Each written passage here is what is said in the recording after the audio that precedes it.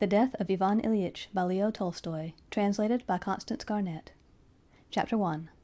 Inside the great building of the law courts, during the interval in the hearing of the Malvinsky case, the members of the Judicial Council and the public prosecutor were gathered together in the private room of Ivan Yegorovitch Shebek, and the conversation turned upon the celebrated Krasovsky case. Fyodor Vassilievitch hotly maintained that the case was not in the jurisdiction of the court.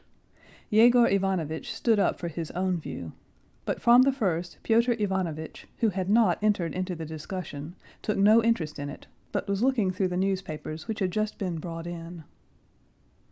"Gentlemen," he said, "Ivan Ilyich is dead." "You don't say so." "Here, read it," he said to Fyodor Vassilievitch, handing him the fresh, still damp-smelling paper. Within a black margin was printed, "Praskovya Fyodorovna Golovina, with heartfelt affliction, informs friends and relatives of the decease of her beloved husband, member of the Court of Justice, Ivan Ilyich Golovin, who passed away on the 4th of February. The funeral will take place on Thursday at 1 o'clock." Ivan Ilyich was a colleague of the gentlemen present, and all liked him.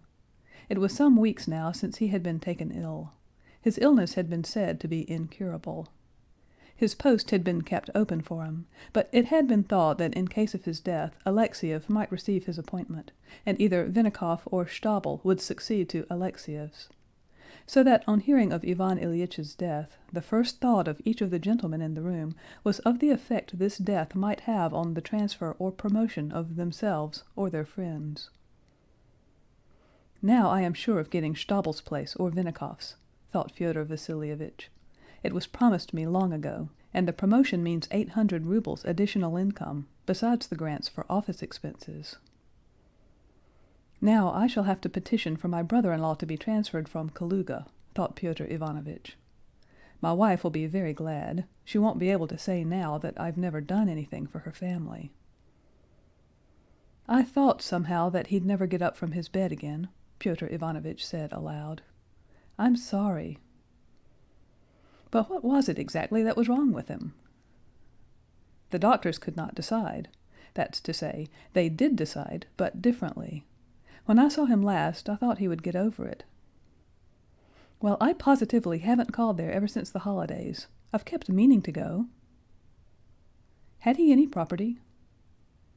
"I think there's something very small of his wife's, but something quite trifling." "Yes, one will have to go and call. They live such a terribly long way off."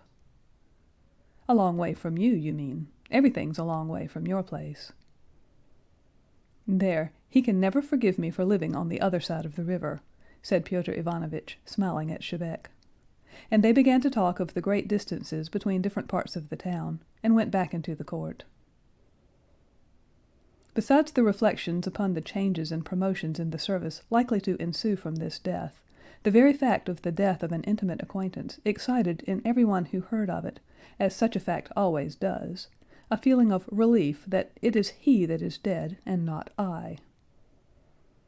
"Only think, he is dead, but here am I all right," each one thought or felt.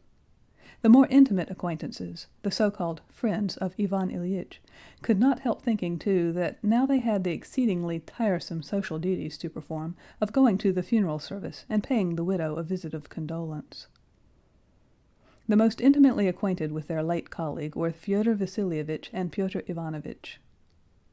Pyotr Ivanovitch had been a comrade of his at the school of jurisprudence and considered himself under obligations to Ivan Ilyich.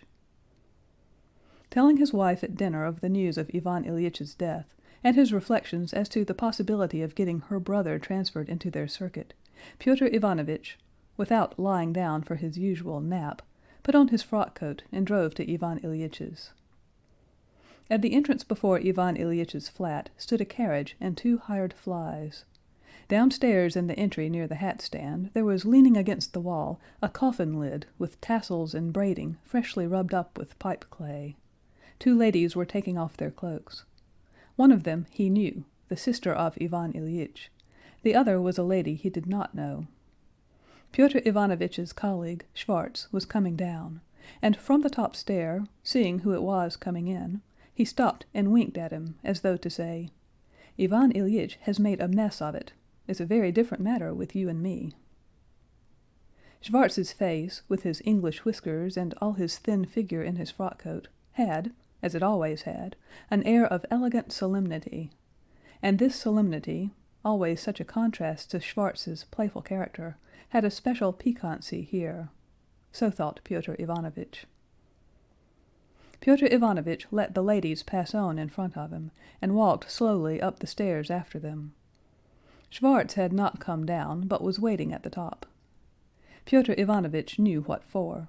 He wanted, obviously, to settle with him where their game of screw was to be that evening. The ladies went up to the widow's room, while Schwartz, with his lips tightly and gravely shut, and amusement in his eyes, with a twitch of his eyebrows motioned Pyotr Ivanovitch to the right, to the room where the dead man was. Pyotr Ivanovitch went in, as people always do on such occasions, in uncertainty as to what he would have to do there. One thing he felt sure of, that crossing oneself never comes amiss on such occasions. As to whether it was necessary to bow down while doing so, he did not feel quite sure, and so chose a middle course. On entering the room he began crossing himself, and made a slight sort of bow. So far as the movements of his hands and head permitted him, he glanced while doing so about the room. Two young men, one a high school boy, nephews probably, were going out of the room, crossing themselves. An old lady was standing motionless, and a lady, with her eyebrows queerly lifted, was saying something to her in a whisper. A deacon in a frock coat, resolute and hearty, was reading something aloud with an expression that precluded all possibility of contradiction. A young peasant who used to wait at table, Gerasim, walking with light footsteps in front of Pyotr Ivanovitch, was sprinkling something on the floor. Seeing this, Pyotr Ivanovitch was at once aware of the faint odor of the decomposing corpse. On his last visit to Ivan Ilyich, Pyotr Ivanovitch had seen this peasant in his room. He was performing the duties of a sick nurse, and Ivan Ilyich liked him particularly. Pyotr Ivanovitch continued crossing himself and bowing in a direction intermediate between the coffin, the deacon, and the holy pictures on the table in the corner. Then, when this action of making the sign of the cross with his hand seemed to him to have been unduly prolonged, he stood still and began to scrutinize the dead man. The dead man lay, as dead men always do lie, in a peculiarly heavy, dead way, his stiffened limbs sunk in the cushions of the coffin, and his head bent back forever on the pillow, and thrust up, as dead men always do, his yellow waxen forehead with bald spots on the sunken temples, and his nose that stood out sharply and as it were squeezed on the upper lip. He was much changed, even thinner since Pyotr Ivanovitch had seen him, but his face, as always with the dead, was more handsome and, above all, more impressive than it had been when he was alive. On the face was an expression of what had to be done having been done, and rightly done. Besides this, there was too in that expression a reproach or a reminder for the living. This reminder seemed to Pyotr Ivanovitch uncalled for, or at least to have nothing to do with him. He felt something unpleasant, and so Pyotr Ivanovitch once more crossed himself hurriedly, and, as it struck him, too hurriedly, not quite in accordance with the proprieties, turned and went to the door. Schwartz was waiting for him in the adjoining room, standing with his legs apart and both hands behind his back, playing with his top hat. A single glance at the playful, sleek, and elegant figure of Schwartz revived Pyotr Ivanovitch. He felt that he, Schwartz, was above it, and would not give way to depressing impressions. The mere sight of him said plainly, the incident of the service over the body of Ivan Ilyich cannot possibly constitute a sufficient ground for recognizing the business of the session suspended. In other words, in no way can it hinder us from shuffling and cutting a pack of cards this evening, while the footman sets 4 unsanctified candles on the table for us. In fact, there is no ground for supposing that this incident could prevent us from spending the evening agreeably. He said as much, indeed, to Pyotr Ivanovitch as he came out, proposing that the party should meet at Fyodor Vassilievitch's. But apparently it was Pyotr Ivanovitch's destiny not to play screw that evening. Praskovya Fyodorovna, a short, fat woman, who, in spite of all efforts in a contrary direction, was steadily broader from her shoulders downwards, all in black, with lace on her head, and her eyebrows as queerly arched as the ladies standing beside the coffin, came out of her own apartments with some other ladies, and conducting them to the dead man's room, said, "The service will take place immediately. Come in." Schwartz, making an indefinite bow, stood still, obviously neither accepting nor declining this invitation. Praskovya Fyodorovna, recognizing Pyotr Ivanovitch, sighed, went right up to him, took his hand, and said, "I know that you are a true friend of Ivan Ilyitch's," and looked at him, expecting from him the suitable action in response to these words.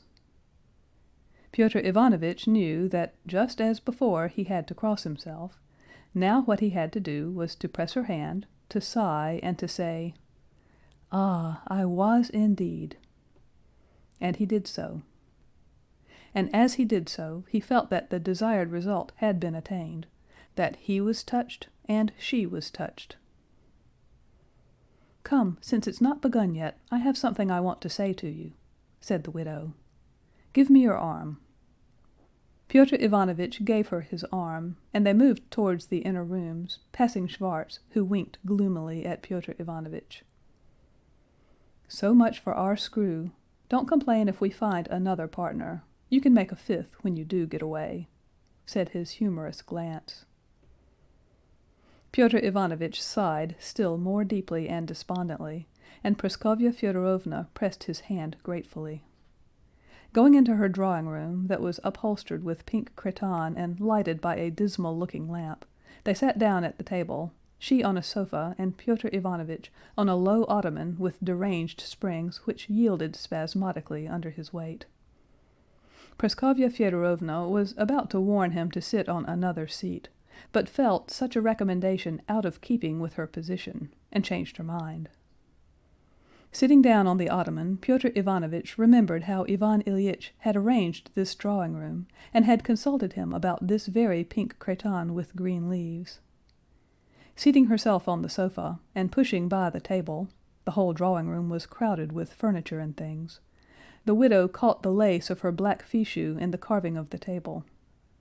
Pyotr Ivanovitch got up to disentangle it for her, and the ottoman, freed from his weight, began bobbing up spasmodically under him. The widow began unhooking her lace herself, and Pyotr Ivanovitch again sat down, suppressing the mutinous ottoman springs under him. But the widow could not quite free herself, and Pyotr Ivanovitch rose again, and again the ottoman became mutinous and popped up with a positive snap. When this was all over, she took out a clean cambric handkerchief and began weeping. Pyotr Ivanovitch had been chilled off by the incident with the lace and the struggle with the ottoman springs, and he sat looking sullen. This awkward position was cut short by the entrance of Sokolov, Ivan Ilyitch's butler, who came in to announce that the place in the cemetery fixed on by Praskovya Fyodorovna would cost 200 rubles. She left off weeping, and with the air of a victim, glancing at Pyotr Ivanovitch, said in French that it was very terrible for her. Pyotr Ivanovitch made a silent gesture signifying his unhesitating conviction that it must indeed be so. "Please smoke," she said in a magnanimous and at the same time crushed voice, and she began discussing with Sokolov the question of the price of the site for the grave. Pyotr Ivanovitch, lighting a cigarette, listened to her very circumstantial inquiries as to the various prices of sites and her decision as to the one to be selected. Having settled on the site for the grave, she made arrangements also about the choristers. Sokolov went away. "I see to everything myself," she said to Pyotr Ivanovitch, moving on one side the albums that lay on the table, and noticing that the table was in danger from the cigarette ash, she promptly passed an ashtray to Pyotr Ivanovitch and said, "I consider it an affectation to pretend that my grief prevents me from looking after practical matters. On the contrary, if anything could not console me, but distract me, it is seeing after everything for him." She took out her handkerchief again, as though preparing to weep again, and suddenly, as though struggling with herself, She shook herself and began speaking calmly. "But I've business to talk about with you." Pyotr Ivanovitch bowed, carefully keeping in check the springs of the ottoman, which had at once begun quivering under him. "The last few days his sufferings were awful." "Did he suffer very much?" asked Pyotr Ivanovitch. "Oh, awfully! For the last moments, hours indeed, he never left off screaming. For 3 days and nights in succession he screamed incessantly. It was insufferable. I can't understand how I bore it. One could hear it through 3 closed doors. Ah, what I suffered!" "And was he really conscious?" asked Pyotr Ivanovitch. "Yes," she whispered, "up to the last minute. He said good-bye to us a quarter of an hour before his death, and asked Volodya to be taken away, too." The thought of the sufferings of a man he had known so intimately, at first as a light-hearted boy, a schoolboy, then grown up as a partner at whist, in spite of the unpleasant consciousness of his own and this woman's hypocrisy, suddenly horrified Pyotr Ivanovitch. He saw again that forehead, the nose that seemed squeezing the lip, and he felt frightened for himself. 3 days and nights of awful suffering and death. Why, that may at once, any minute, come upon me too, he thought, and he felt for an instant terrified. But immediately, he could not himself have said how, there came to his support the customary reflection that this had happened to Ivan Ilyich and not to him, and that to him this must not and could not happen, that in thinking thus he was giving way to depression, which was not the right thing to do, as was evident from Schwarz's expression of face. And making these reflections, Pyotr Ivanovitch felt reassured, and began with interest inquiring details about Ivan Ilyitch's end, as though death were a mischance peculiar to Ivan Ilyich, but not at all incidental to himself. After various observations about the details of the truly awful physical sufferings endured by Ivan Ilyich, these details Pyotr Ivanovitch learned only through the effect Ivan Ilyitch's agonies had had on the nerves of Praskovya Fyodorovna. The widow apparently thought it time to get to business. "Ah, Pyotr Ivanovitch, how hard it is! How awfully, awfully hard!" And she began to cry again. Pyotr Ivanovitch sighed and waited for her to blow her nose. When she had done so, he said, "Indeed it is." And again she began to talk, and brought out what was evidently the business she wished to discuss with him. That business consisted in the inquiry as to how on the occasion of her husband's death she was to obtain a grant from the government. She made a show of asking Pyotr Ivanovitch's advice about a pension, but he perceived that she knew already to the minutest details what he did not know himself indeed, everything that could be got out of the government on the ground of this death, but that what she wanted to find out was whether there were not any means of obtaining a little more. Pyotr Ivanovitch tried to imagine such means, but after pondering a little, and out of politeness abusing the government for its stinginess, he said that he believed that it was impossible to obtain more. Then she sighed, and began unmistakably looking about for an excuse for getting rid of her visitor. He perceived this, put out his cigarette, got up, pressed her hand, and went out into the passage. In the dining-room, where was the bric-a-brac clock that Ivan Ilyich had been so delighted at buying, Pyotr Ivanovitch met the priest and several people he knew who had come to the service for the dead, and saw too Ivan Ilyitch's daughter, a handsome young lady. She was all in black. Her very slender figure looked even slenderer than usual. She had a gloomy, determined, almost wrathful expression. She bowed to Pyotr Ivanovitch as though he were to blame in some way. Behind the daughter, with the same offended air on his face, stood a rich young man, whom Pyotr Ivanovitch knew too, an examining magistrate, the young lady's fiancé, as he had heard. He bowed dejectedly to him, and would have gone on into the dead man's room, when from the staircase there appeared the figure of the son, the high school boy, extraordinarily like Ivan Ilyich. He was the little Ivan Ilyich over again, as Pyotr Ivanovitch remembered him at school. His eyes were red with crying, and had that look often seen in unclean boys of 13 or 14. The boy, seeing Pyotr Ivanovitch, scowled morosely and bashfully. Pyotr Ivanovitch nodded to him and went into the dead man's room. The service for the dead began. Candles, groans, incense, tears, sobs. Pyotr Ivanovitch stood frowning, staring at his feet in front of him. He did not once glance at the dead man, and right through to the end did not once give way to depressing influences, and was one of the first to walk out. In the hall there was no one. Gerasim, the young peasant, darted out of the dead man's room, tossed over with his strong hand all the fur cloaks to find Pyotr Ivanovitch's, and gave it him. "Well, Gerasim, my boy?" said Pyotr Ivanovitch, so as to say something. "A sad business, isn't it?"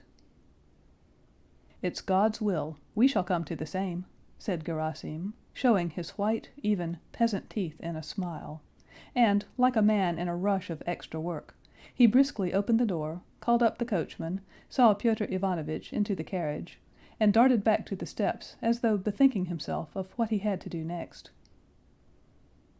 Pyotr Ivanovitch had a special pleasure in the fresh air after the smell of incense, of the corpse, and of carbolic acid. "Where to?" asked the coachman. "It's not too late. I'll still go round to Fyodor Vassilievitch's." And Pyotr Ivanovitch drove there, and he did, in fact, find them just finishing the first rubber, so that he came just at the right time to take a hand. End of chapter 1.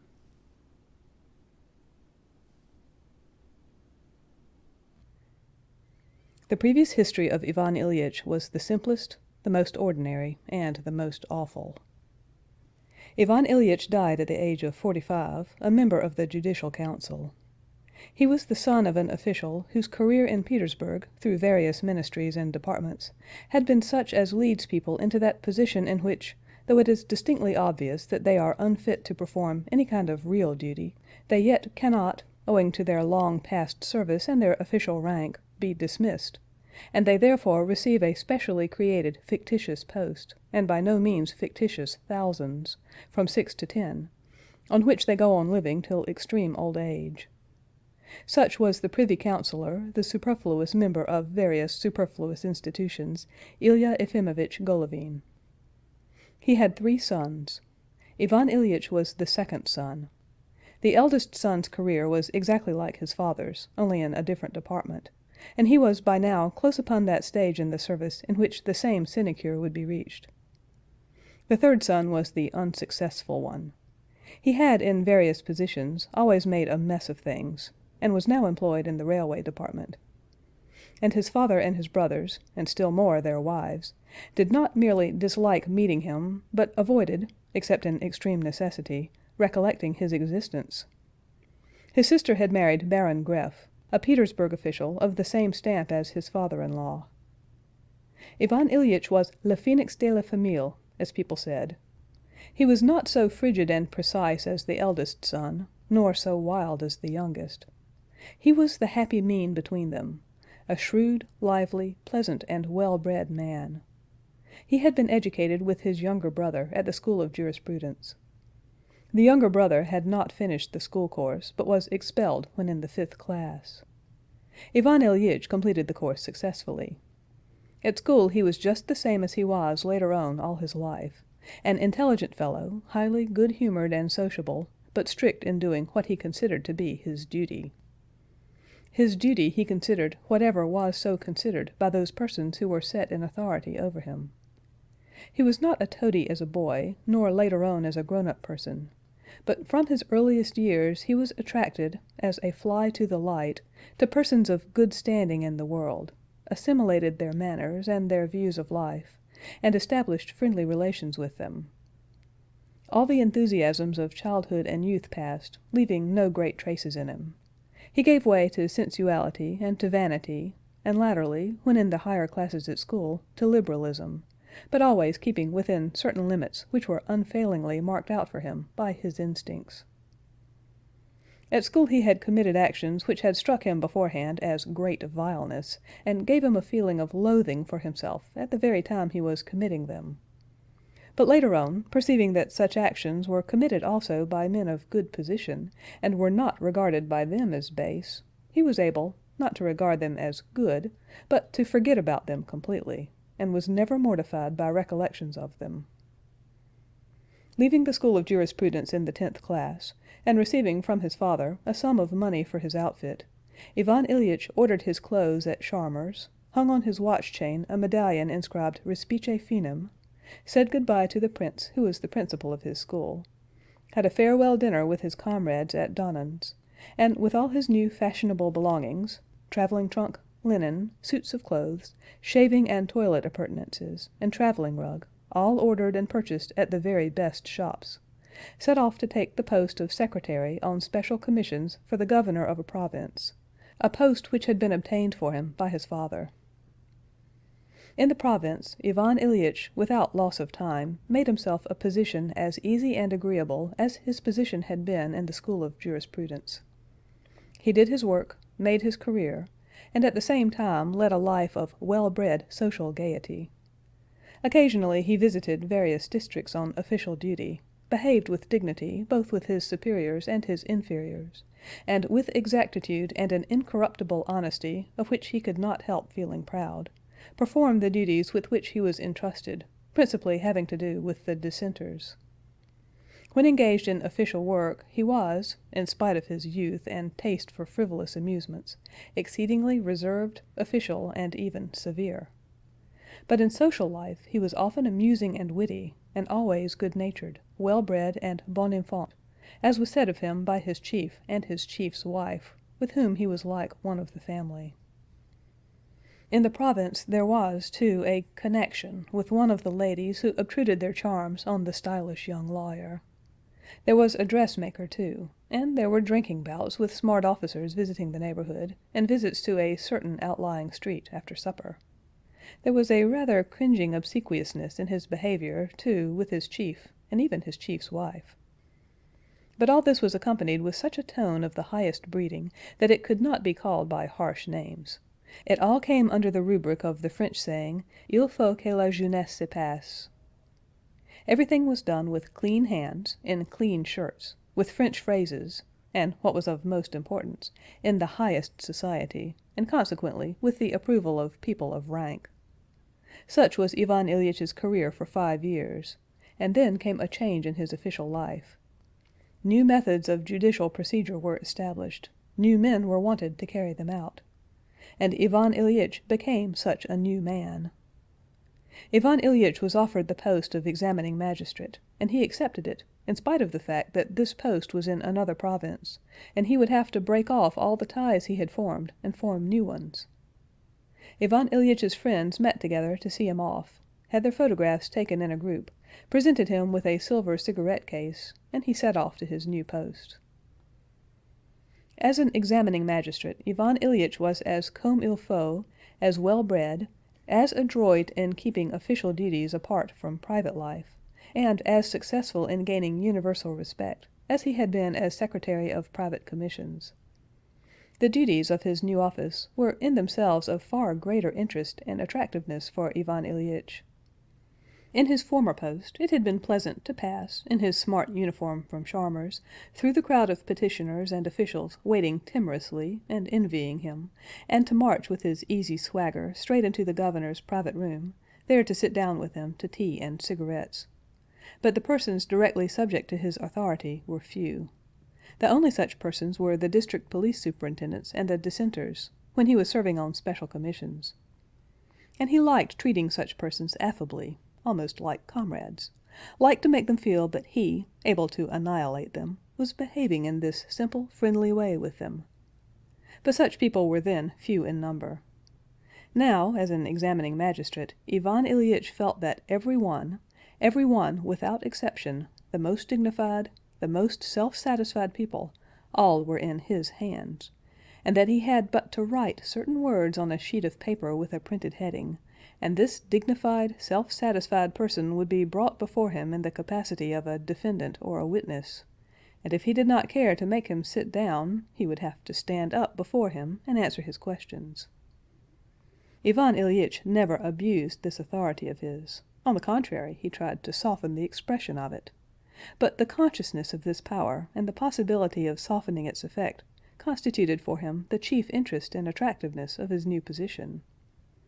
In the work itself, in the preliminary inquiries, that is, Ivan Ilyich very rapidly acquired the art of setting aside every consideration irrelevant to the official aspect of the case, and of reducing every case, however complex, to that form in which it could, in a purely external fashion, be put on paper, completely excluding his personal view of the matter, and what was of paramount importance, observing all the necessary formalities.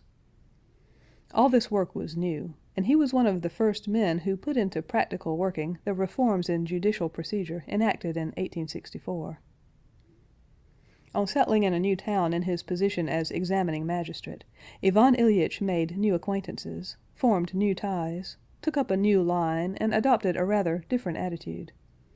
He took up an attitude of somewhat dignified aloofness towards the provincial authorities, while he picked out the best circle among the legal gentlemen and wealthy gentry living in the town, and adopted a tone of slight dissatisfaction with the government, moderate liberalism, and lofty civic virtue. With this, while making no change in the elegance of his get-up, Ivan Ilyich, in his new office, gave up shaving, and left his beard free to grow as it liked. Ivan Ilyitch's existence in the new town proved to be very agreeable. The society which took the line of opposition to the governor was friendly and good.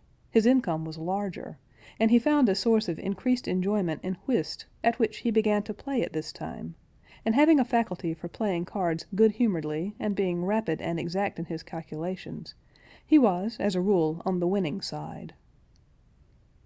After living 2 years in the new town, Ivan Ilyich met his future wife.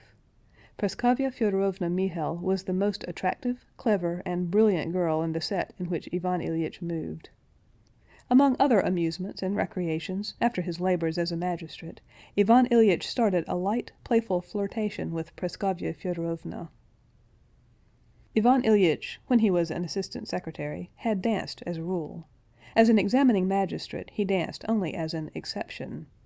He danced now, as it were, under protest, as though to show that, though I am serving on the new reformed legal code, and am of the 5th class in official rank, still, if it comes to a question of dancing, in that line too, I can do better than others. In this spirit he danced now and then, toward the end of the evening, with Praskovya Fyodorovna, and it was principally during these dances that he won the heart of Praskovya Fyodorovna. She fell in love with him. Ivan Ilyich had no clearly defined intention of marrying, but when the girl fell in love with him, he put the question to himself. After all, why not get married? He said to himself. The young lady, Praskovya Fyodorovna, was of good family, nice-looking. There was a little bit of property. Ivan Ilyich might have reckoned on a more brilliant match, but this was a good match. Ivan Ilyich had his salary. She, he hoped, would have as much of her own. It was a good family. She was a sweet, pretty, and perfectly comme il faut young woman. To say that Ivan Ilyich got married because he fell in love with his wife and found her in sympathy with his views of life would be as untrue as to say that he got married because the people of his world approved of the match. Ivan Ilyich was influenced by both considerations. He was doing what was agreeable to himself in securing such a wife, and at the same time doing what persons of higher standing looked upon as the correct thing. And Ivan Ilyich got married.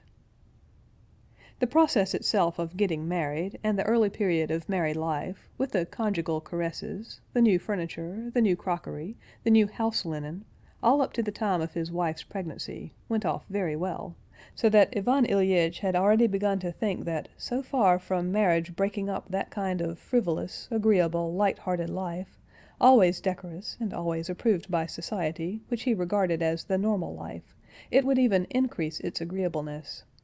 But at that point, in the early months of his wife's pregnancy, there came in a new element, unexpected, unpleasant, tiresome, and unseemly, which could never have been anticipated, and from which there was no escape. His wife, without any kind of reason, it seemed to Ivan Ilyich, de gaieté de coeur, as he expressed it, began to disturb the agreeableness and decorum of their life. She began, without any sort of justification, to be jealous, exacting in her demands on his attention, squabbled over everything, and treated him to the coarsest and most unpleasant scenes. At first Ivan Ilyich hoped to escape from the unpleasantness of this position by taking up the same frivolous and well-bred line that had served him well on other occasions of difficulty.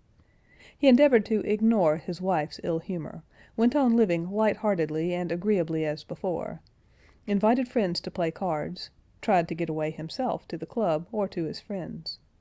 But his wife began on one occasion with such energy, abusing him in such coarse language, and so obstinately persisted in her abuse of him every time he failed in carrying out her demands, obviously having made up her mind firmly to persist till he gave way, that is, stayed at home and was as dull as she was, that Ivan Ilyich took alarm.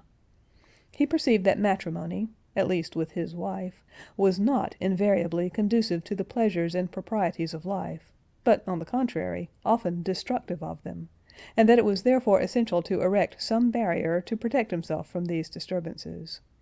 And Ivan Ilyich began to look about for such means of protecting himself. His official duties were the only thing that impressed Praskovya Fyodorovna, and Ivan Ilyich began to use his official position, and the duties arising from it, in his struggle with his wife to fence off his own independent world apart. With the birth of the baby, the attempts at nursing it, and the various unsuccessful experiments with foods, with the illnesses, real and imaginary, of the infant and its mother, in which Ivan Ilyich was expected to sympathize, though he never had the slightest idea about them, the need for him to fence off a world apart for himself outside his family life became still more imperative. As his wife grew more irritable and exacting, so did Ivan Ilyich more and more transfer the center of gravity of his life to his official work. He became fonder and fonder of official life, and more ambitious than he had been. Very quickly, not more than a year after his wedding, Ivan Ilyich had become aware that conjugal life, though providing certain comforts, was, in reality, a very intricate and difficult business towards which one must, if one is to do one's duty, that is, lead the decorous life approved by society, work out for oneself a definite line, just as in the government service. And such a line Ivan Ilyich did work out for himself in his married life. He expected from his home life only those comforts, of dinner at home, of housekeeper, and bed, which it could give him, and, above all, that perfect propriety in external observances required by public opinion. For the rest, he looked for good-humored pleasantness, and if he found it, he was very thankful. If he met with antagonism and querulousness, he promptly retreated into the separate world he had shut off for himself in his official life, and there he found solace. Ivan Ilyich was prized as a good official, and 3 years later he was made assistant public prosecutor. The new duties of this position, their dignity, the possibility of bringing anyone to trial and putting anyone in prison, the publicity of the speeches, and the success Ivan Ilyich had in that part of his work, all this made his official work still more attractive to him. Children were born to him. His wife became steadily more querulous and ill-tempered, but the line Ivan Ilyich had taken up for himself in home life put him almost out of reach of her grumbling. After 7 years of service in the same town, Ivan Ilyich was transferred to another province with the post of public prosecutor. They moved, money was short, and his wife did not like the place they had moved to. The salary was indeed a little higher than before, but their expenses were larger. Besides, a couple of children died, and home life consequently became even less agreeable for Ivan Ilyich. For every mischance that occurred in their new place of residence, Praskovya Fyodorovna blamed her husband. The greater number of subjects of conversation between husband and wife, especially the education of the children, led to questions which were associated with previous quarrels, and quarrels were ready to break out at every instant. There remained only those rare periods of being in love, which did indeed come upon them, but never lasted long. These were the islands at which they put in for a time, but they soon set off again upon the ocean of concealed hostility that was made manifest in their aloofness from one another. This aloofness might have distressed Ivan Ilyich if he had believed that this ought not to be so, but by now he regarded this position as perfectly normal, and it was, indeed, the goal toward which he worked in his home life. His aim was to make himself more and more free from the unpleasant aspects of domestic life, and to render them harmless and decorous. And he attained this aim by spending less and less time with his family. And when he was forced to be at home, he endeavored to secure his tranquility by the presence of outsiders. The great thing for Ivan Ilyich was having his office. In the official world, all the interest of life was concentrated for him. And this interest absorbed him. The sense of his own power, the consciousness of being able to ruin anyone he wanted to ruin, even the external dignity of his office, when he made his entry into the court or met subordinate officials, his success in the eyes of his superiors and his subordinates, and above all his masterly handling of cases, of which he was conscious. All this delighted him, and, together with chat with his colleagues, dining out, and whist, filled his life. So that, on the whole, Ivan Ilyitch's life still went on in the way he thought it should go, agreeably and decorously. So he lived for another 7 years. His eldest daughter was already 16, another child had died, and there was left only one other, a boy at the high school, a subject of dissension. Ivan Ilyich wanted to send him to the school of jurisprudence, while Praskovya Fyodorovna, to spite him, sent him to the high school. The daughter had been educated at home, and had turned out well. The boy, too, did fairly well at his lessons. End of Chapter 2. Read by Laurie Ann Walden.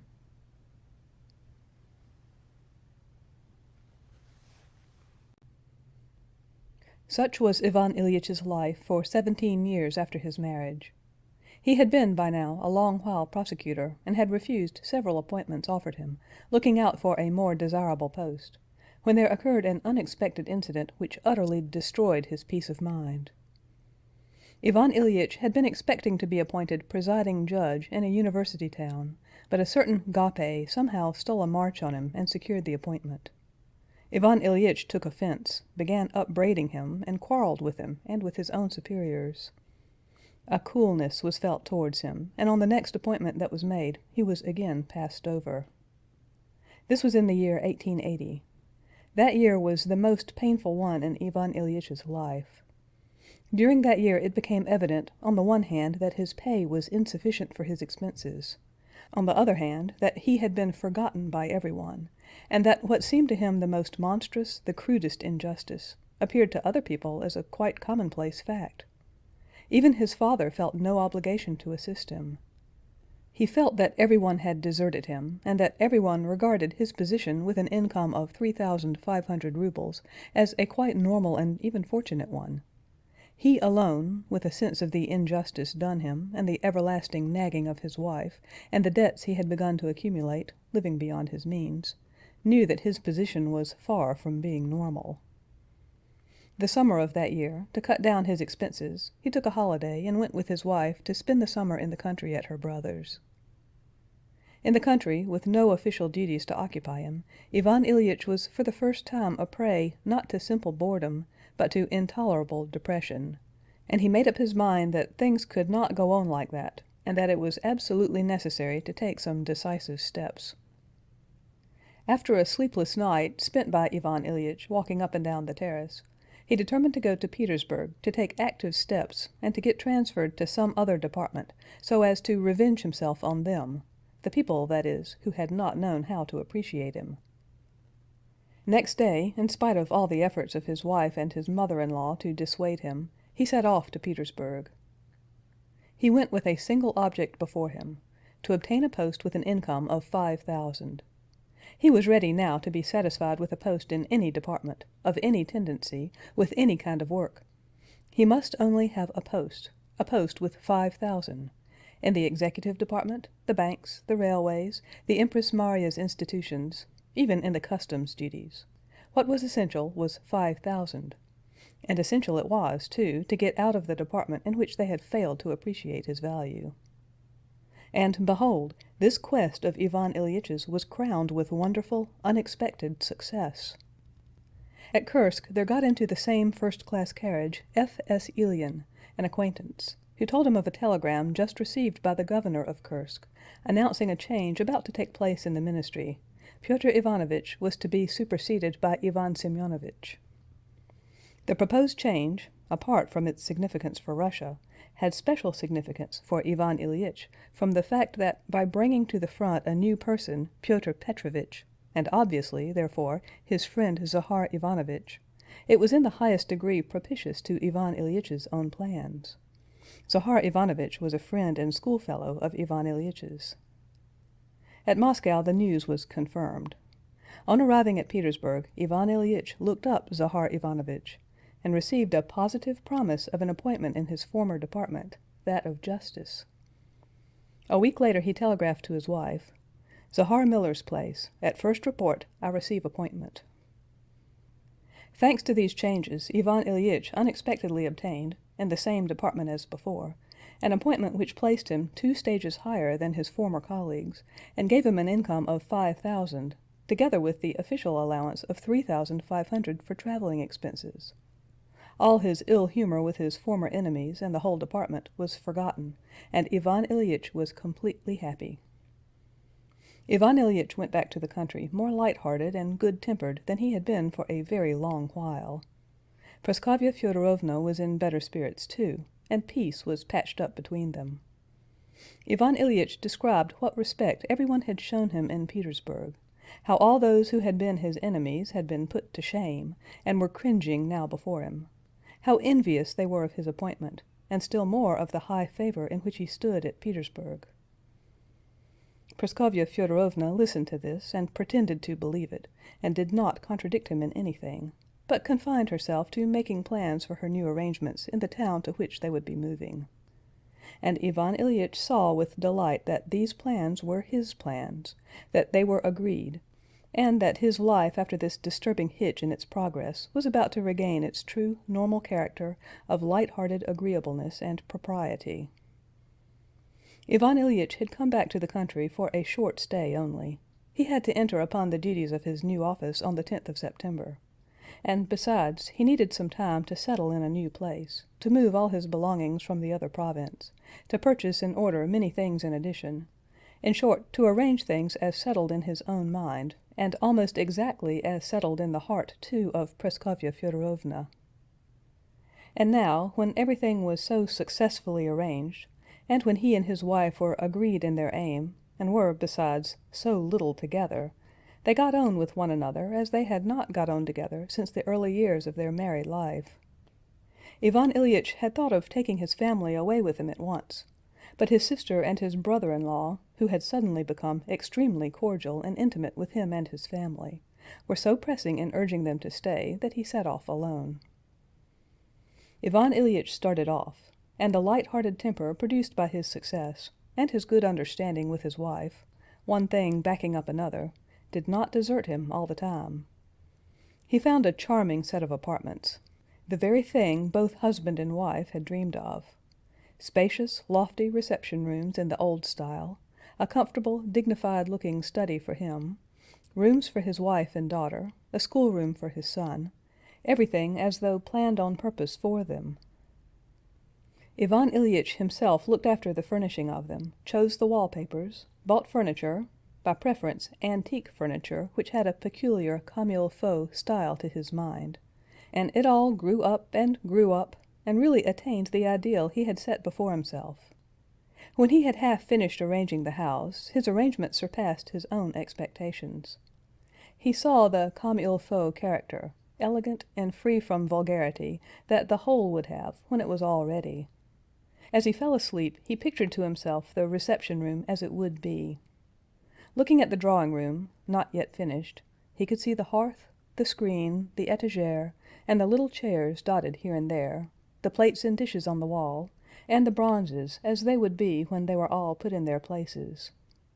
He was delighted with the thought of how he would impress Praskovya and Lizanka, who had taste too in this line. They would never expect anything like it. He was particularly successful in coming across and buying cheap old pieces of furniture, which gave a peculiarly aristocratic air to the whole. In his letters he purposely disparaged everything, so as to surprise them. All this so absorbed him that the duties of his new office, though he was so fond of his official work, interested him less than he had expected. During sittings of the court he had moments of inattention. He pondered the question which sort of cornices to have on the window blinds, straight or fluted. He was so interested in this business that he often set to work with his own hands, moved a piece of furniture, or hung up curtains himself. One day he went up a ladder to show a workman, who did not understand, how he wanted some hangings draped, made a false step and slipped, but, like a strong and nimble person, he clung on, and only knocked his side against the corner of a frame. The bruised place ached, but it soon passed off. Ivan Ilyich felt all this time particularly good-humored and well. He wrote, "I feel 15 years younger."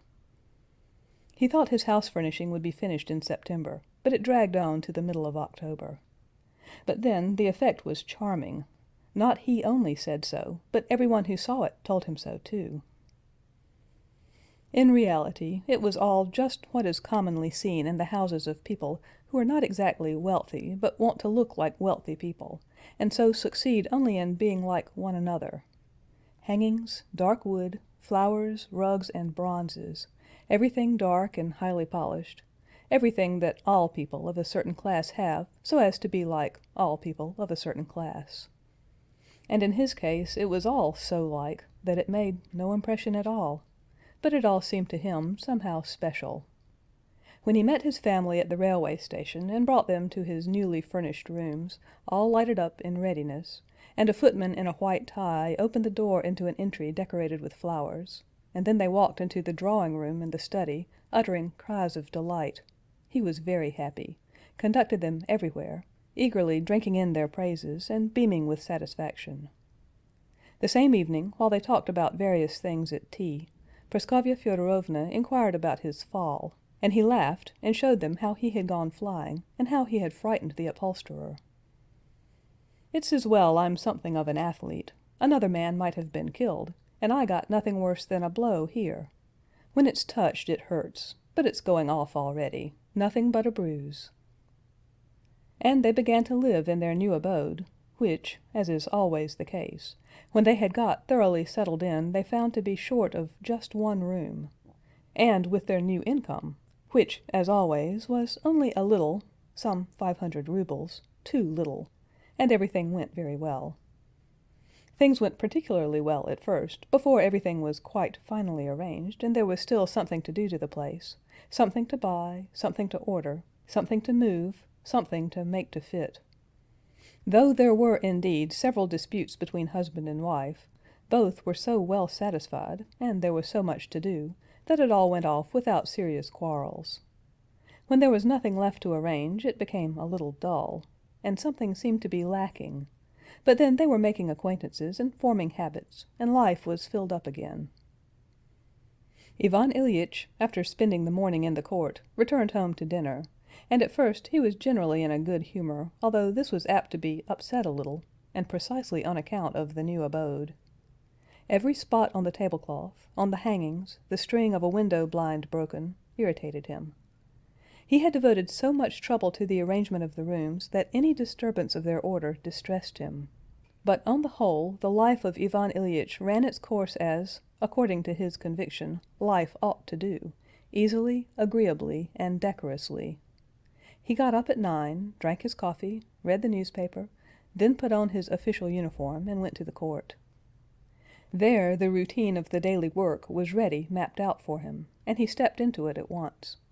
People with petitions, inquiries in the office itself, the sittings, public and preliminary.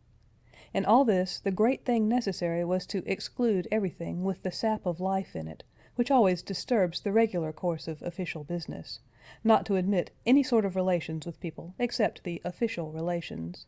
The motive of all intercourse had to be simply the official motive, and the intercourse itself to be only official. A man would come, for instance, anxious for certain information. Ivan Ilyich, not being the functionary on duty, would have nothing whatever to do with such a man.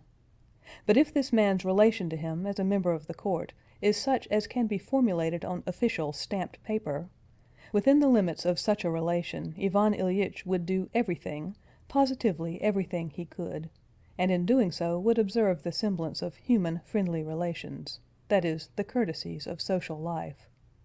But where the official relation ended, there everything else stopped too.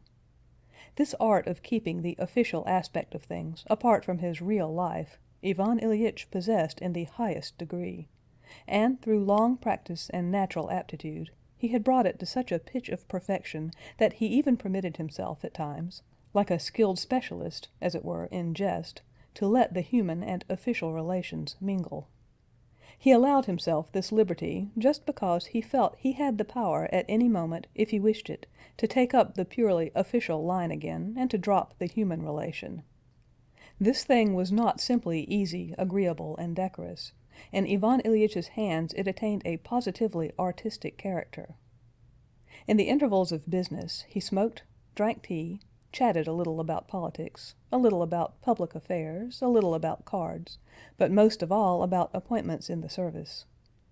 And tired, but feeling like some artist who has skillfully played his part in the performance, one of the first violins in the orchestra, he returned home. At home his daughter and her mother had been paying calls somewhere, or else someone had been calling on them. The son had been at school, had been preparing his lessons with his teachers, and duly learning correctly what was taught at the high school. Everything was as it should be. After dinner, if there were no visitors, Ivan Ilyich sometimes read some book of which people were talking, and in the evening sat down to work, that is, read official papers, compared them with the laws, sorted depositions, and put them under the laws. This he found neither tiresome nor entertaining. It was tiresome when he might have been playing screw, but if there were no screw going on, it was anyway better than sitting alone or with his wife. Ivan Ilyitch's pleasures were little dinners, to which he invited ladies and gentlemen of good social position, and such methods of passing the time with them as were usual with such persons, so that his drawing-room might be like all other drawing-rooms. Once they even gave a party, a dance, and Ivan Ilyich enjoyed it, and everything was very successful, except that it led to a violent quarrel with his wife over the tarts and sweetmeats. Praskovya Fyodorovna had her own plan, while Ivan Ilyich insisted on getting everything from an expensive pastry cook, and ordered a great many tarts, and the quarrel was because these tarts were left over and the pastry cook's bill came to 45 rubles. The quarrel was a violent and unpleasant one, so much so that Praskovya Fyodorovna called him "fool, imbecile," and he clutched at his head and in his anger made some allusion to a divorce. But the party itself was enjoyable. There were all the best people, and Ivan Ilyich danced with Princess Trufanov, the sister of the one so well known in connection with the charitable association called Bear My Burden. His official pleasures lay in the gratification of his pride, his social pleasures lay in the gratification of his vanity. But Ivan Ilyitch's most real pleasure was the pleasure of playing screw, the Russian equivalent for poker. He admitted to himself that after all, after whatever unpleasant incidents there had been in his life, the pleasure which burned like a candle before all others was sitting with good players, and not noisy partners, at screw, and of course a four-hand game. Playing with five was never a success, though one pretends to like it particularly. And with good cards, to play a shrewd, serious game, then supper and a glass of wine. And after screw, especially after winning some small stakes, winning large sums was unpleasant, Ivan Ilyich went to bed in a particularly happy frame of mind. So they lived. They moved in the very best circle, and were visited by people of consequence and young people. In their views of their circle of acquaintances, the husband, the wife, and the daughter were in complete accord, and without any expressed agreement on the subject, they all acted alike in dropping and shaking off various friends and relations, shabby persons who swooped down upon them in their drawing-room with Japanese plates on the walls, and pressed their civilities on them. Soon these shabby persons ceased fluttering about them, and none but the very best society was seen at the Golovins'. Young men began to pay attention to Lizanka, and Petrushev, the son of Dmitri Ivanovitch Petrushev, and the sole heir of his fortune, an examining magistrate, began to be so attentive to Lizanka that Ivan Ilyich had raised the question with his wife whether it would not be as well to arrange a sledge drive for them, or to get up some theatricals. So they lived, and everything went on in this way without change, and everything was very nice. End of chapter 3. Read by Laurie Ann Walden.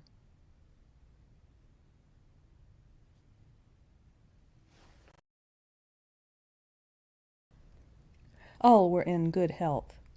One could not use the word ill health in connection with the symptoms Ivan Ilyich sometimes complained of, namely, a queer taste in his mouth and a sort of uncomfortable feeling on the left side of the stomach. But it came to pass that this uncomfortable feeling kept increasing, and became not exactly a pain, but a continual sense of weight in his side, an irritable temper.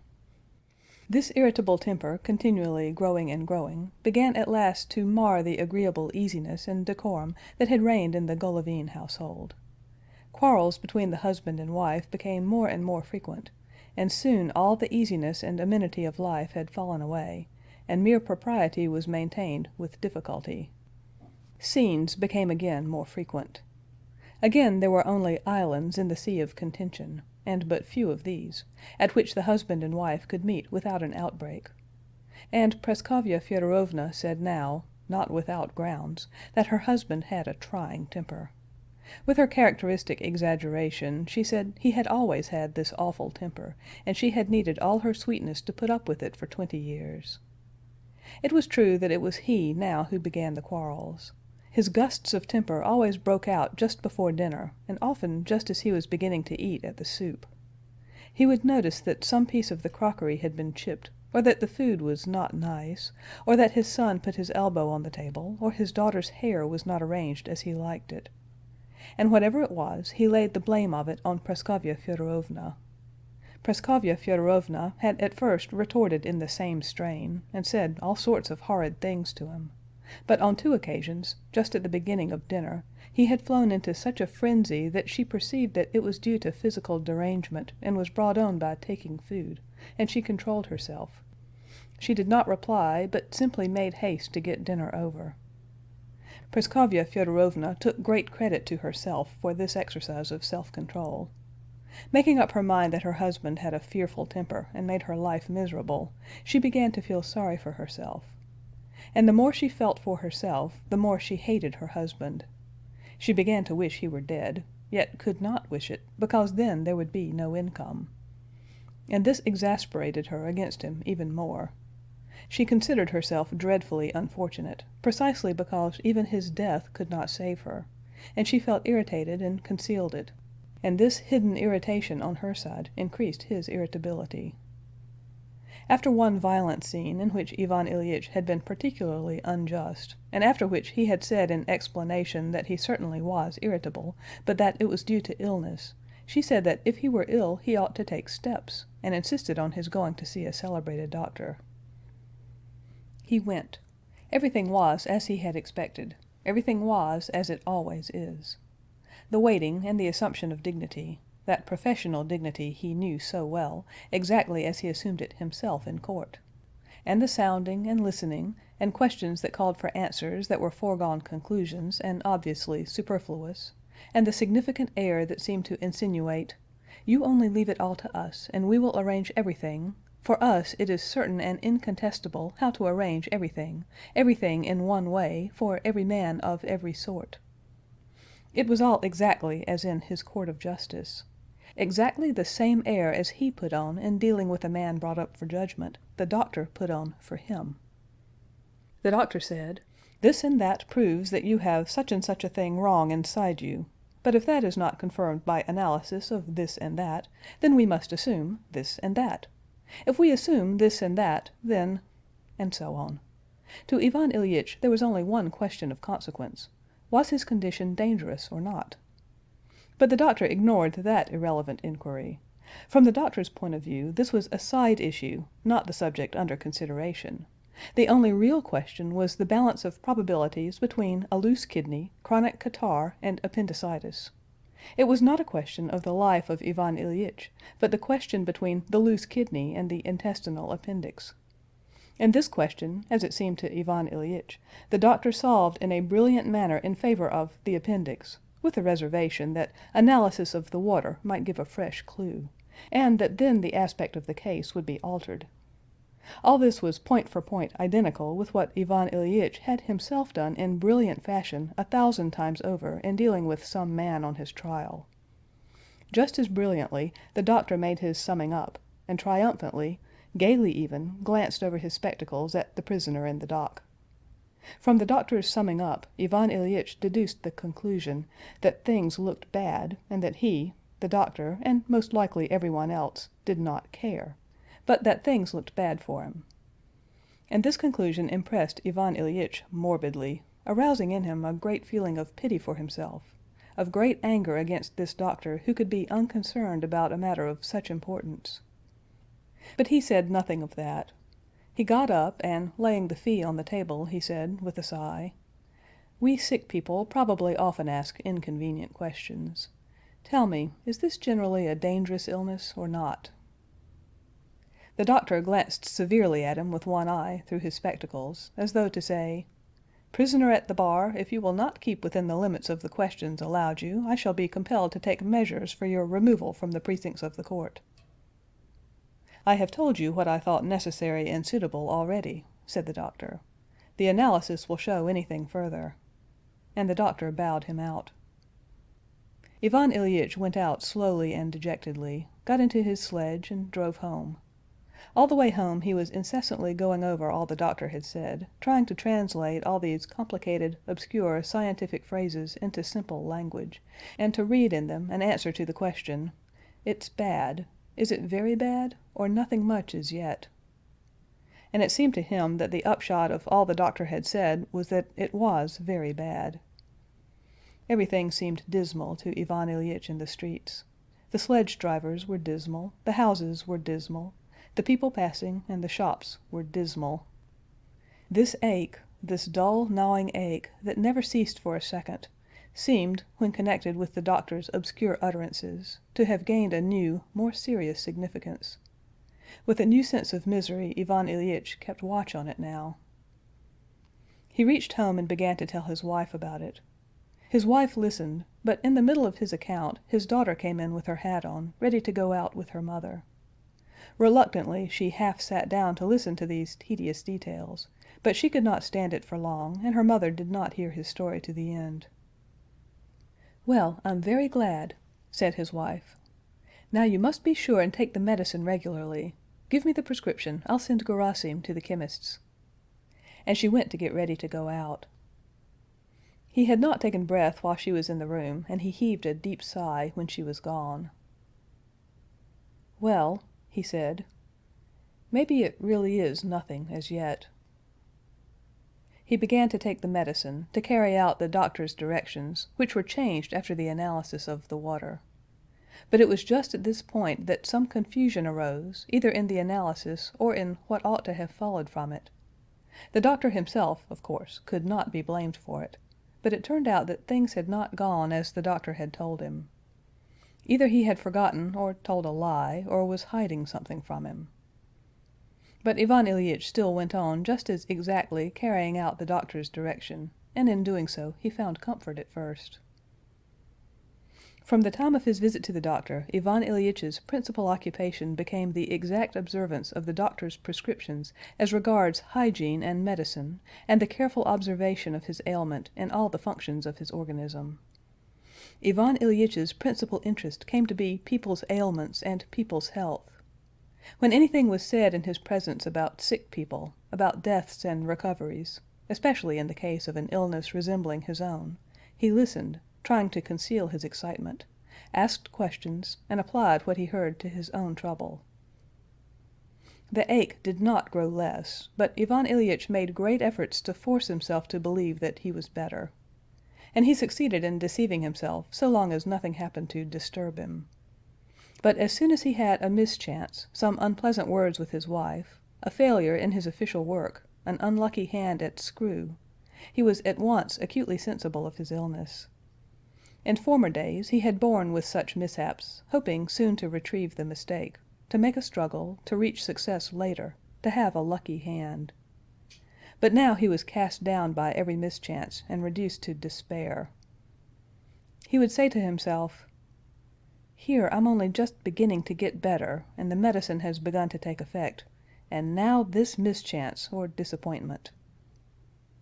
And he was furious against the mischance or the people who were causing him the disappointment and killing him, and he felt that this fury was killing him, but could not check it. One would have thought that it should have been clear to him that this exasperation against circumstances and people was aggravating his disease, and that therefore he ought not to pay attention to the unpleasant incidents. But his reasoning took quite the opposite direction. He said that he needed peace, and was on the watch for everything that disturbed his peace, and at the slightest disturbance of it he flew into a rage. What made his position worse was that he read medical books and consulted doctors. He got worse so gradually that he might have deceived himself, comparing one day with another, the difference was so slight.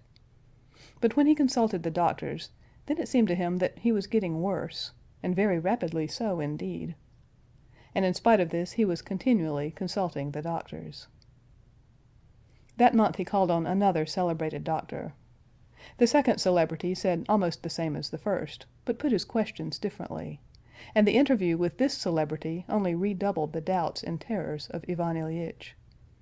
A friend of his, a very good doctor, diagnosed the disease quite differently, and in spite of the fact that he guaranteed recovery, by his questions and his suppositions he confused Ivan Ilyich even more and strengthened his suspicions. A homeopath gave yet another diagnosis of the complaint and prescribed medicine which Ivan Ilyich took secretly for a week. But after a week of the homeopathic medicine he felt no relief, and losing faith both in the other doctor's treatment and in this, he fell into even deeper depression. One day a lady of his acquaintance talked to him of the healing wrought by the holy pictures. Ivan Ilyich caught himself listening attentively and believing in the reality of the facts alleged. This incident alarmed him. "Can I have degenerated to such a point of intellectual feebleness?" he said to himself. "Nonsense! It's all rubbish. I must not give way to nervous fears, but fixing on one doctor, adhere strictly to his treatment. That's what I will do. Now it's settled.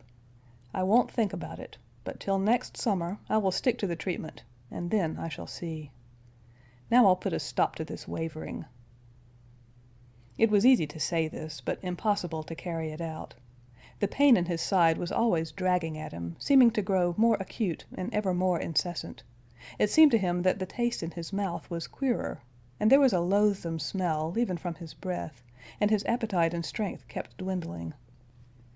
There was no deceiving himself. Something terrible, new, and so important that nothing more important had ever been in Ivan Ilyitch's life was taking place in him, and he alone knew of it.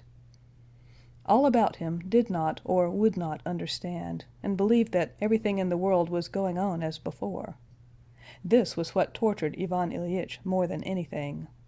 Those of his own household, most of all his wife and daughter, who were absorbed in a perfect whirl of visits, did not, he saw, comprehend it at all, and were annoyed that he was so depressed and exacting, as though he were to blame for it. Though they tried indeed to disguise it, he saw he was a nuisance to them, but that his wife had taken up a definite line of her own in regard to his illness, and stuck to it regardless of what he might say and do. This line was expressed thus: "You know," she would say to acquaintances, "Ivan Ilyich cannot, like all other simple-hearted folks, keep to the treatment prescribed him. One day he'll take his drops and eat what he's ordered, and go to bed in good time. The next day, if I don't see to it, he'll suddenly forget to take his medicine, eat sturgeon, which is forbidden by the doctors, yes, and sit up at screw till past midnight." "Why, when did I do that?" Ivan Ilyich asked in vexation one day at Pyotr Ivanovitch's. "Why, yesterday, with Shebek." "It makes no difference. I couldn't sleep for pain." "Well, it doesn't matter what you do it for, only you'll never get well like that, and you make us wretched." Praskovya Fyodorovna's external attitude to her husband's illness, openly expressed to others and to himself, was that Ivan Ilyich was to blame in the matter of his illness, and that the whole illness was another injury he was doing to his wife. Ivan Ilyich felt that the expression of this dropped from her unconsciously, but that made it no easier for him. In his official life, too, Ivan Ilyich noticed, or fancied he noticed, a strange attitude to him. At one time it seemed to him that people were looking inquisitively at him, as a man who would shortly have to vacate his position. At another time his friends would suddenly begin chaffing him in a friendly way over his nervous fears, as though that awful and horrible, unheard-of thing that was going on within him, incessantly gnawing at him and irresistibly dragging him away somewhere, were the most agreeable subject for joking. Schwartz especially, with his jocoseness, his liveliness, and his comme il faut tone, exasperated Ivan Ilyich by reminding him of himself 10 years ago. Friends came sometimes to play cards. They sat down to the card table, they shuffled and dealt the new cards. Diamonds were led, and followed by diamonds, the 7. His partner said, "Can't trump," and played the 2 of diamonds. What then? Why, delightful, capital! It should have been, he had a trump hand. And suddenly Ivan Ilyich feels that gnawing ache, that taste in his mouth, and it strikes him as something grotesque that with that he could be glad of a trump hand. He looks at Mihail Mihailovitch, his partner, how he taps on the table with his red hand, and affably and indulgently abstains from snatching up the trick, and pushes the cards towards Ivan Ilyich so as to give him the pleasure of taking them up, without any trouble, without even stretching out his hand. "What, does he suppose that I'm so weak that I can't stretch out my hand?" thinks Ivan Ilyich, and he forgets the trumps, and trumps his partner's cards, and plays his trump hand without making 3 tricks. And what's the most awful thing of all is that he sees how upset Mihail Mihailovitch is about it, while he doesn't care a bit, and it's awful for him to think why he doesn't care. They all see that he's in pain, and say to him, "We can stop if you're tired. You go and lie down." Lie down? No, he's not in the least tired. They will play the rubber. All are gloomy and silent. Ivan Ilyich feels that it is he who has brought this gloom upon them, and he cannot disperse it. They have supper, and the party breaks up, and Ivan Ilyich is left alone with the consciousness that his life is poisoned for him and poisons the life of others, and that this poison is not losing its force, but is continually penetrating more and more deeply into his whole existence.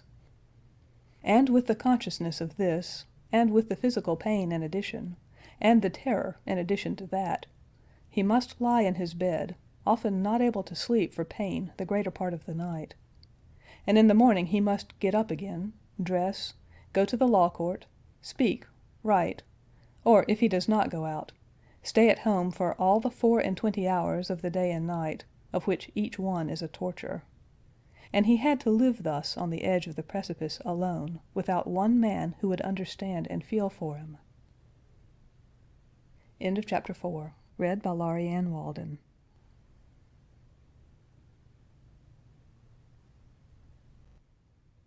In this way 1 month, then a second passed by. Just before the New Year his brother-in-law arrived in the town on a visit to them. Ivan Ilyich was at the court when he arrived. Praskovya Fyodorovna had gone out shopping. Coming home and going into his study, he found there his brother-in-law, a healthy, florid man, engaged in unpacking his trunk. He raised his head, hearing Ivan Ilyitch's step, and for a second stared at him without a word. That stare told Ivan Ilyich everything. His brother-in-law opened his mouth to utter an "Oh!" of surprise, but checked himself. That confirmed it all. "What, have I changed?" "Yes, there is a change." And all Ivan Ilyitch's efforts to draw him into talking of his appearance, his brother-in-law met with obstinate silence. Praskovya Fyodorovna came in. The brother-in-law went to see her. Ivan Ilyich locked his door and began gazing at himself in the looking-glass, first full face, then in profile. He took up his photograph, taken with his wife, and compared the portrait with what he saw in the looking-glass. The change was immense. Then he bared his arm to the elbow, looked at it, pulled the sleeve down again, sat down on an ottoman, and felt blacker than night.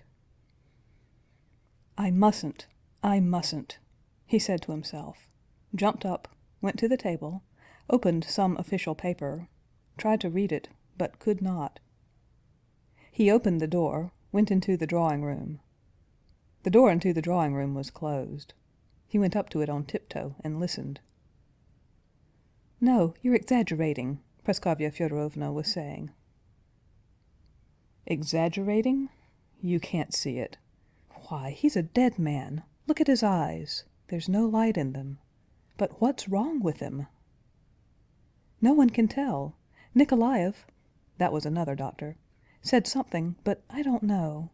Leschetitsky, this was the celebrated doctor, said the opposite. Ivan Ilyich walked away, went to his own room, lay down, and fell to musing. A kidney, a loose kidney. He remembered all the doctors had told him, how it had been detached, and how it was loose, and by an effort of imagination he tried to catch that kidney and to stop it, to strengthen it. So little was needed, he fancied. No, I'll go again to Pyotr Ivanovitch. This was the friend who had a friend a doctor. He rang, ordered the horse to be put in, and got ready to go out. "Where are you off to, Jean?" asked his wife, with a peculiarly melancholy and exceptionally kind expression. This exceptionally kind expression exasperated him. He looked darkly at her. "I want to see Pyotr Ivanovitch." He went to the friend who had a friend a doctor, and with him to the doctor's. He found him in, and had a long conversation with him. Reviewing the anatomical and physiological details of what, according to the doctor's view, was taking place within him, he understood it all. It was just one thing, a little thing wrong with the intestinal appendix. It might all come right. Only strengthen one sluggish organ and decrease the undue activity of another, and absorption would take place, and all would be set right. He was a little late for dinner. He ate his dinner, talked cheerfully, but it was a long while before he could go to his own room to work. At last he went to his study, and at once sat down to work. He read his legal documents and did his work, but the consciousness never left him of having a matter of importance very near to his heart which he had put off, but would look into later. When he had finished his work, he remembered that the matter near his heart was thinking about the intestinal appendix. But he did not give himself up to it. He went into the drawing-room to tea. There were visitors, and there was talking, playing on the piano, and singing. There was the young examining magistrate, the desirable match for the daughter. Ivan Ilyich spent the evening, as Praskovya Fyodorovna observed, in better spirits than any of them, but he never forgot for an instant that he had the important matter of the intestinal appendix put off for consideration later. At 11 o'clock he said good night and went to his own room. He had slept alone since his illness in a little room adjoining his study. He went in, undressed, and took up a novel of Zola, but did not read it. He fell to thinking. And in his imagination the desired recovery of the intestinal appendix had taken place. There had been absorption, rejection, re-establishment of the regular action. "Why, it's all simply that," he said to himself. "One only wants to assist nature." He remembered the medicine, got up, took it, lay down on his back, watching for the medicine to act beneficially and overcome the pain. "It's only to take it regularly and avoid injurious influences. Why, already I feel rather better, much better." He began to feel his side. It was not painful to the touch. "Yes, I don't feel it. Really, much better already." He put out the candle and lay on his side. "The appendix is getting better. Absorption." Suddenly he felt the familiar, old, dull, gnawing ache, persistent, quiet, in earnest. In his mouth the same familiar loathsome taste. His heart sank, his brain felt dim, misty. My God, he said. Again, again, and it will never cease." And suddenly the whole thing rose before him in quite a different aspect. Intestinal appendix, kidney, he said to himself. It's not a question of the appendix, not a question of the kidney, but of life and death. Yes, life has been, and now it's going away, and I cannot stop it. Yes, why deceive myself? Isn't it obvious to everyone except me that I'm dying? And it's only a question of weeks, of days, at once perhaps. There was light, and now there is darkness. I was here, and now I am going. Where? A cold chill ran over him. His breath stopped. He heard nothing but the throbbing of his heart. I shall be no more. Then what will there be? There'll be nothing. Where then shall I be when I'm no more?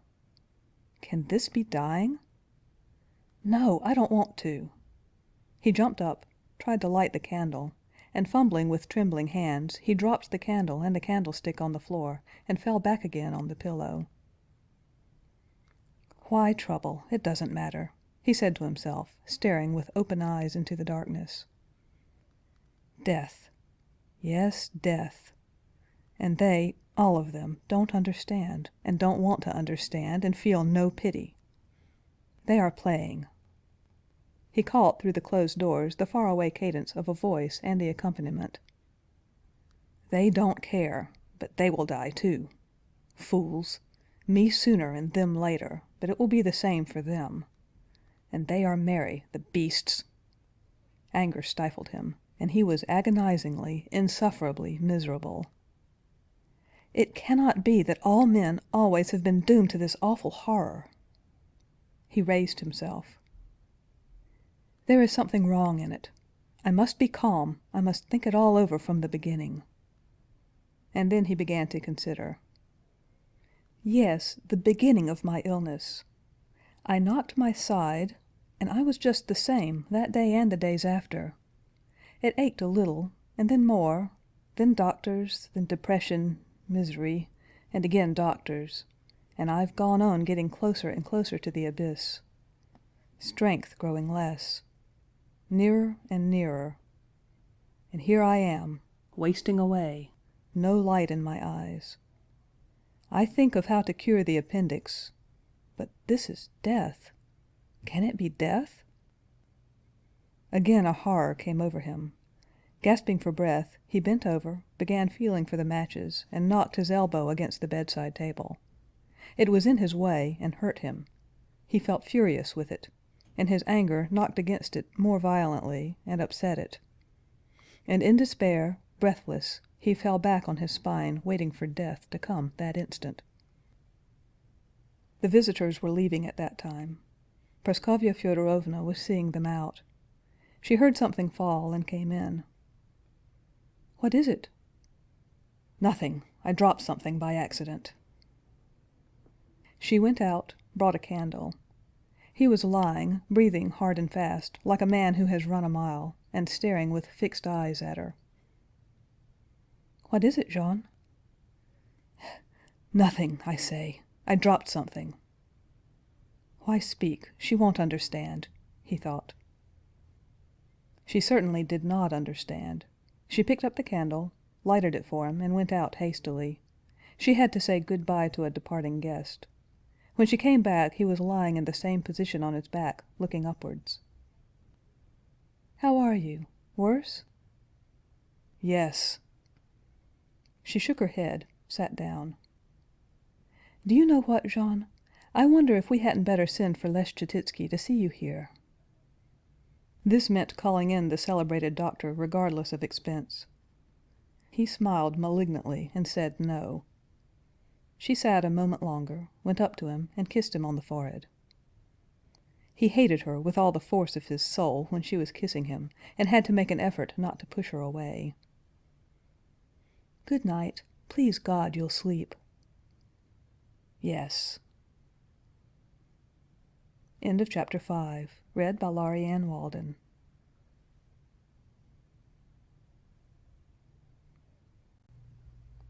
Ivan Ilyich saw that he was dying and was in continual despair.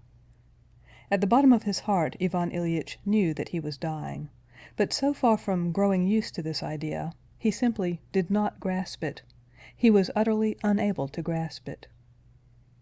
The example of the syllogism that he had learned in Kiesweter's logic, Caius is a man, men are mortal, therefore Caius is mortal, had seemed to him all his life correct only as regards Caius, but not at all as regards himself. In that case it was a question of Caius, a man, an abstract man, and it was perfectly true, but he was not Caius, and was not an abstract man. He had always been a creature quite different from all others. He had been little Vanya, with a mamma and papa, and Mitya and Volodya, with playthings and a coachman and a nurse. Afterwards with Katenka, with all the joys and griefs and ecstasies of childhood, boyhood, and youth. What did Caius know of the smell of the leathern ball Vanya had been so fond of? Had Caius kissed his mother's hand like that? Caius had not heard the silk rustle of his mother's skirts. He had not made a riot at school over the pudding.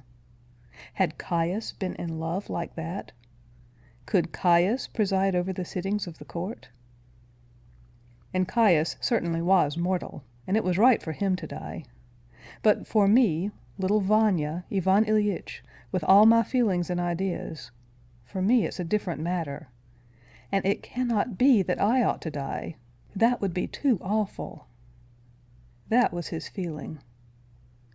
If I had to die like Caius, I should have known it was so. Some inner voice would have told me so. But there was nothing of the sort in me, and I and all my friends, we felt that it was not at all the same as with Caius. And now, here it is, he said to himself. It can't be. It can't be, but it is. How is it? How's one to understand it? And he could not conceive it, and tried to drive away this idea as false, incorrect, and morbid, and to supplant it by other, correct, healthy ideas. But this idea, not as an idea merely, but as it were an actual fact, came back again and stood confronting him. And to replace this thought he called up other thoughts, one after another, in the hope of finding support in them. He tried to get back into former trains of thought, which in old days had screened off the thought of death. But strange to say, all that had in old days covered up, obliterated the sense of death, could not now produce the same effect. Latterly, Ivan Ilyich spent the greater part of his time in these efforts to restore his old trains of thought which had shut off death. At one time he would say to himself, "I'll put myself into my official work. Why, I used to live in it." And he would go to the law courts, banishing every doubt. He would enter into conversation with his colleagues, and would sit carelessly, as his old habit was, scanning the crowd below dreamily, and with both his wasted hands he would lean on the arms of the oak armchair just as he always did, and bending over to a colleague, pass the papers to him and whisper to him. Then suddenly dropping his eyes and sitting up straight, he would pronounce the familiar words that opened the proceedings. But suddenly, in the middle, the pain in his side, utterly regardless of the stage he had reached in his conduct of the case, began its work. It riveted Ivan Ilyitch's attention. He drove away the thought of it, but it still did its work. And then it came, and stood confronting him, and looked at him, and he felt turned to stone, and the light died away in his eyes, and he began to ask himself again, "Can it be that it is the only truth?"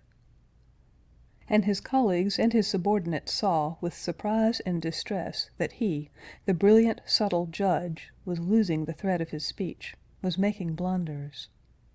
He shook himself, tried to regain his self-control, and got somehow to the end of the sitting, and went home with the painful sense that his judicial labors could not, as of old, hide from him what he wanted to hide, that he could not, by means of his official work, escape from it.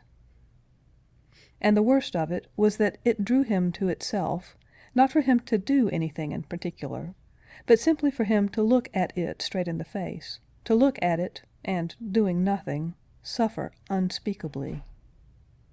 And to save himself from this, Ivan Ilyich sought amusements, other screens, and these screens he found, and for a little while they did seem to save him.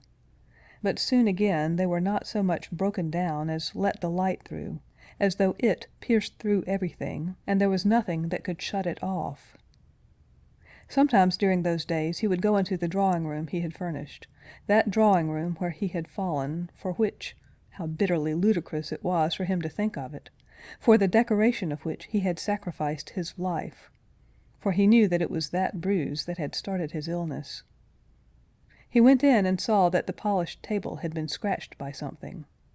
He looked for the cause, and found it in the bronze clasps of the album which had been twisted on one side. He took up the album, a costly one, which he had himself arranged with loving care, and was vexed at the carelessness of his daughter and her friends. Here a page was torn, here the photographs had been shifted out of their places. He carefully put it to rights again, and bent the clasp back. Then the idea occurred to him to move all this établissement of the albums to another corner where the flowers stood. He called the footman, or his daughter or his wife came to help him. They did not agree with him, contradicted him. He argued, got angry.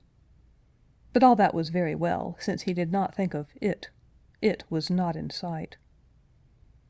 But then his wife would say, as he moved something himself, "Do let the servants do it, you'll hurt yourself again." And all at once it peeped through the screen. He caught a glimpse of it.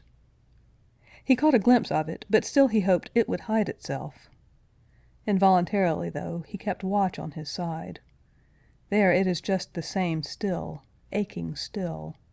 And now he cannot forget it, and it is staring openly at him from behind the flowers. What's the use of it all? And it's the fact that here, at that curtain, as if it had been storming a fort, I lost my life. Is it possible? How awful and how silly! It cannot be. It cannot be, and it is. He went into his own room, lay down, and was again alone with it. Face to face with it, and nothing to be done with it. Nothing but to look at it and shiver. End of chapter 6. Read by Laurie Ann Walden.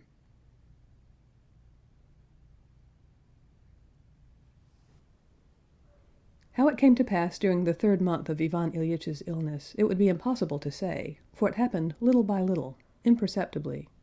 But it had come to pass that his wife and his daughter and his son and their servants, and their acquaintances and the doctors, and most of all, he himself, all were aware that all interest in him for other people consisted now in the question how soon he would leave his place empty, free the living from the constraint of his presence, and be set free himself from his sufferings. He slept less and less. They gave him opium and began to inject morphine. But this did not relieve him. The dull pain he experienced in the half-asleep condition at first only relieved him as a change, but then it became as bad, or even more agonizing, than the open pain. He had special things to eat prepared for him according to the doctor's prescriptions, but these dishes became more and more distasteful, more and more revolting to him. Special arrangements, too, had to be made for his other physical needs, and this was a continual misery to him.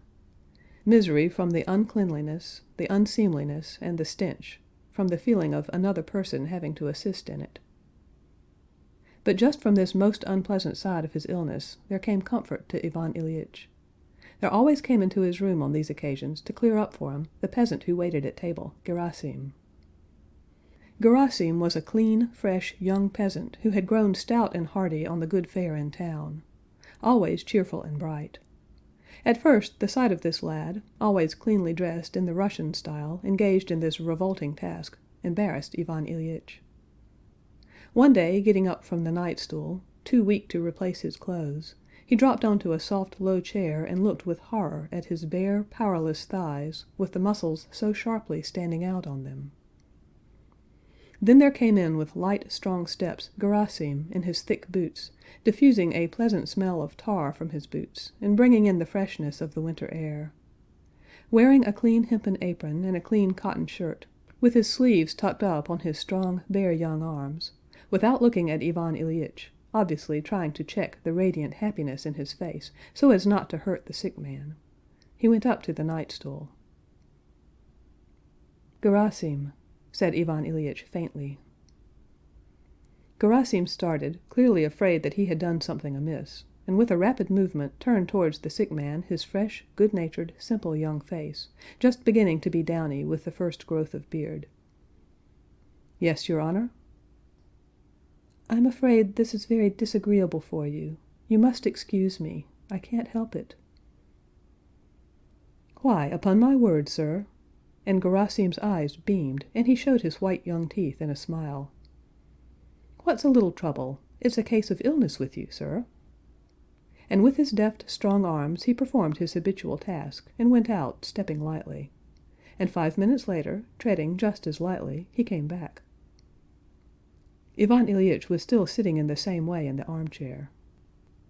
"Gerasim," he said, when the latter had replaced the night-stool, all sweet and clean. "Please help me. Come here." Gerasim went up to him. "Lift me up. It's difficult for me alone, and I've sent Dmitri away." Gerasim went up to him; as lightly as he stepped, he put his strong arms round him, deftly and gently lifted and supported him, with the other hand pulled up his trousers, and would have set him down again. But Ivan Ilyich asked him to carry him to the sofa. Gerasim, without effort, carefully not squeezing him, led him, almost carrying him, to the sofa, and settled him there. "Thank you. How neatly and well you do everything." Gerasim smiled again and would have gone away, but Ivan Ilyich felt his presence such a comfort that he was reluctant to let him go.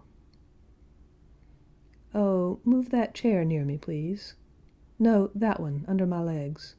I feel easier when my legs are higher." Gerasim picked up the chair, and without letting it knock, set it gently down on the ground just at the right place, and lifted Ivan Ilyitch's legs onto it. It seemed to Ivan Ilyich that he was easier just at the moment when Gerasim lifted his legs higher. "I'm better when my legs are higher," said Ivan Ilyich. "Put that cushion under me." Gerasim did so. Again he lifted his legs to put the cushion under him. Again it seemed to Ivan Ilyich that he was easier at that moment when Gerasim held his legs raised. When he laid them down again, he felt worse. "Gerasim," he said to him, "are you busy just now?" "Not at all, sir," said Gerasim, who had learned among the town-bred servants how to speak to gentlefolks. "What have you left to do?" "Why, what have I to do? I've done everything. There's only the wood to chop for tomorrow." "Then hold my legs up like that, can you?" "To be sure I can." Gerasim lifted the legs up, and it seemed to Ivan Ilyich that in that position he did not feel the pain at all. "But how about the wood?" "Don't you trouble about that, sir. We shall have time enough." Ivan Ilyich made Gerasim sit and hold his legs, and began to talk to him. And strange to say, he fancied he felt better while Gerasim had hold of his legs. From that time forward Ivan Ilyich would sometimes call Gerasim and get him to hold his legs on his shoulders, and he liked talking with him. Gerasim did this easily, readily, simply, and with a good nature that touched Ivan Ilyich. Health, strength, and hardiness in all other people were offensive to Ivan Ilyich, but the strength and hardiness of Gerasim did not mortify him, but soothed him. Ivan Ilyitch's great misery was due to the deception that for some reason or other everyone kept up with him, that he was simply ill and not dying, and that he need only keep quiet and follow the doctor's orders, and then some great change for the better would be the result. He knew that whatever they might do, there would be no result except more agonizing sufferings and death, and he was made miserable by this lie, made miserable at their refusing to acknowledge what they all knew and he knew, by their persisting in lying over him about his awful position, and in forcing him, too, to take part in this lie.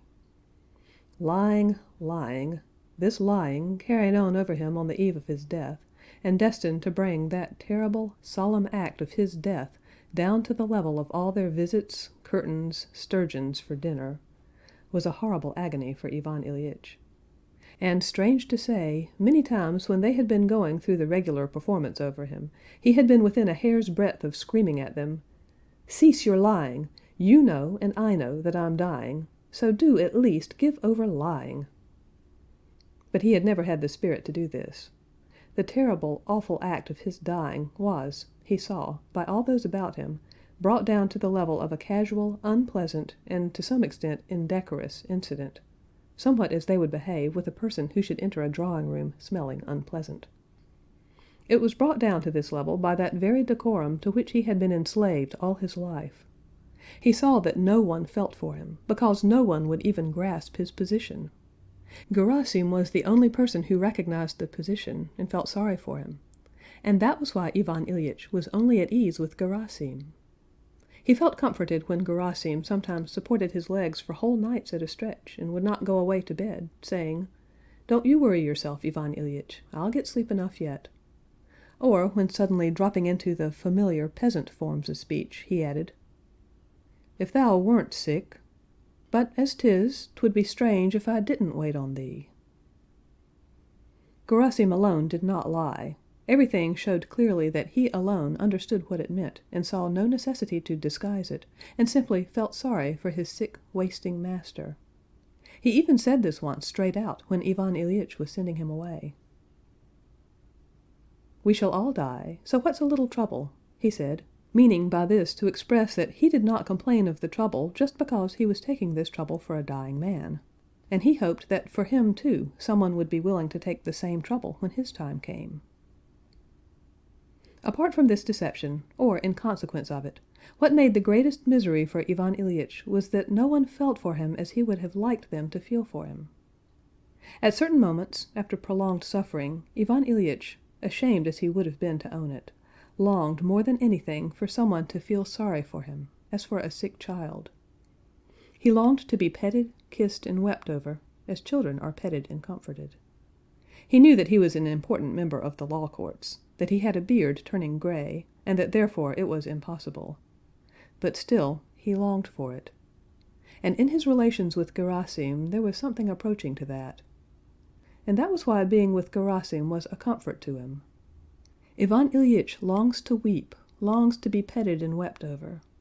And then there comes in a colleague, Shebek, and instead of weeping and being petted, Ivan Ilyich puts on his serious, severe, earnest face, and from mere inertia gives his views on the effect of the last decision in the Court of Appeal, and obstinately insists upon them. This falsity around him and within him did more than anything to poison Ivan Ilyitch's last days.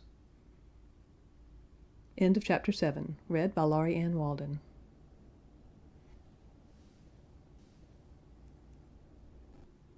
It was morning.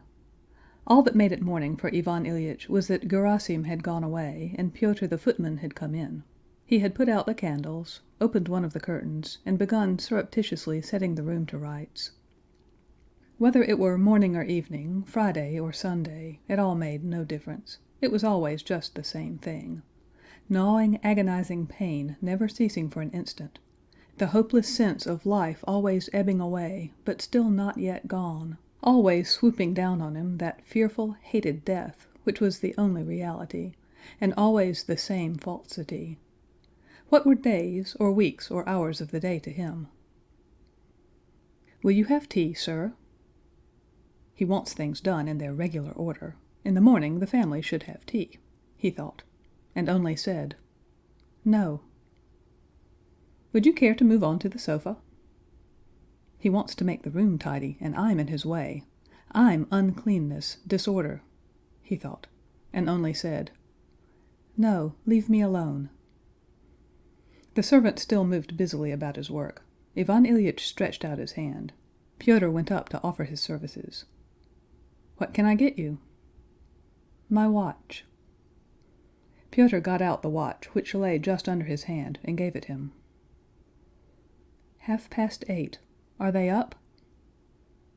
"Not yet, sir. Vladimir Ivanovitch," that was his son, "has gone to the high school, and Praskovya Fyodorovna gave orders that she was to be waked if you asked for her. Shall I send word?" "No, no need. Should I try some tea?" he thought. "Yes, tea.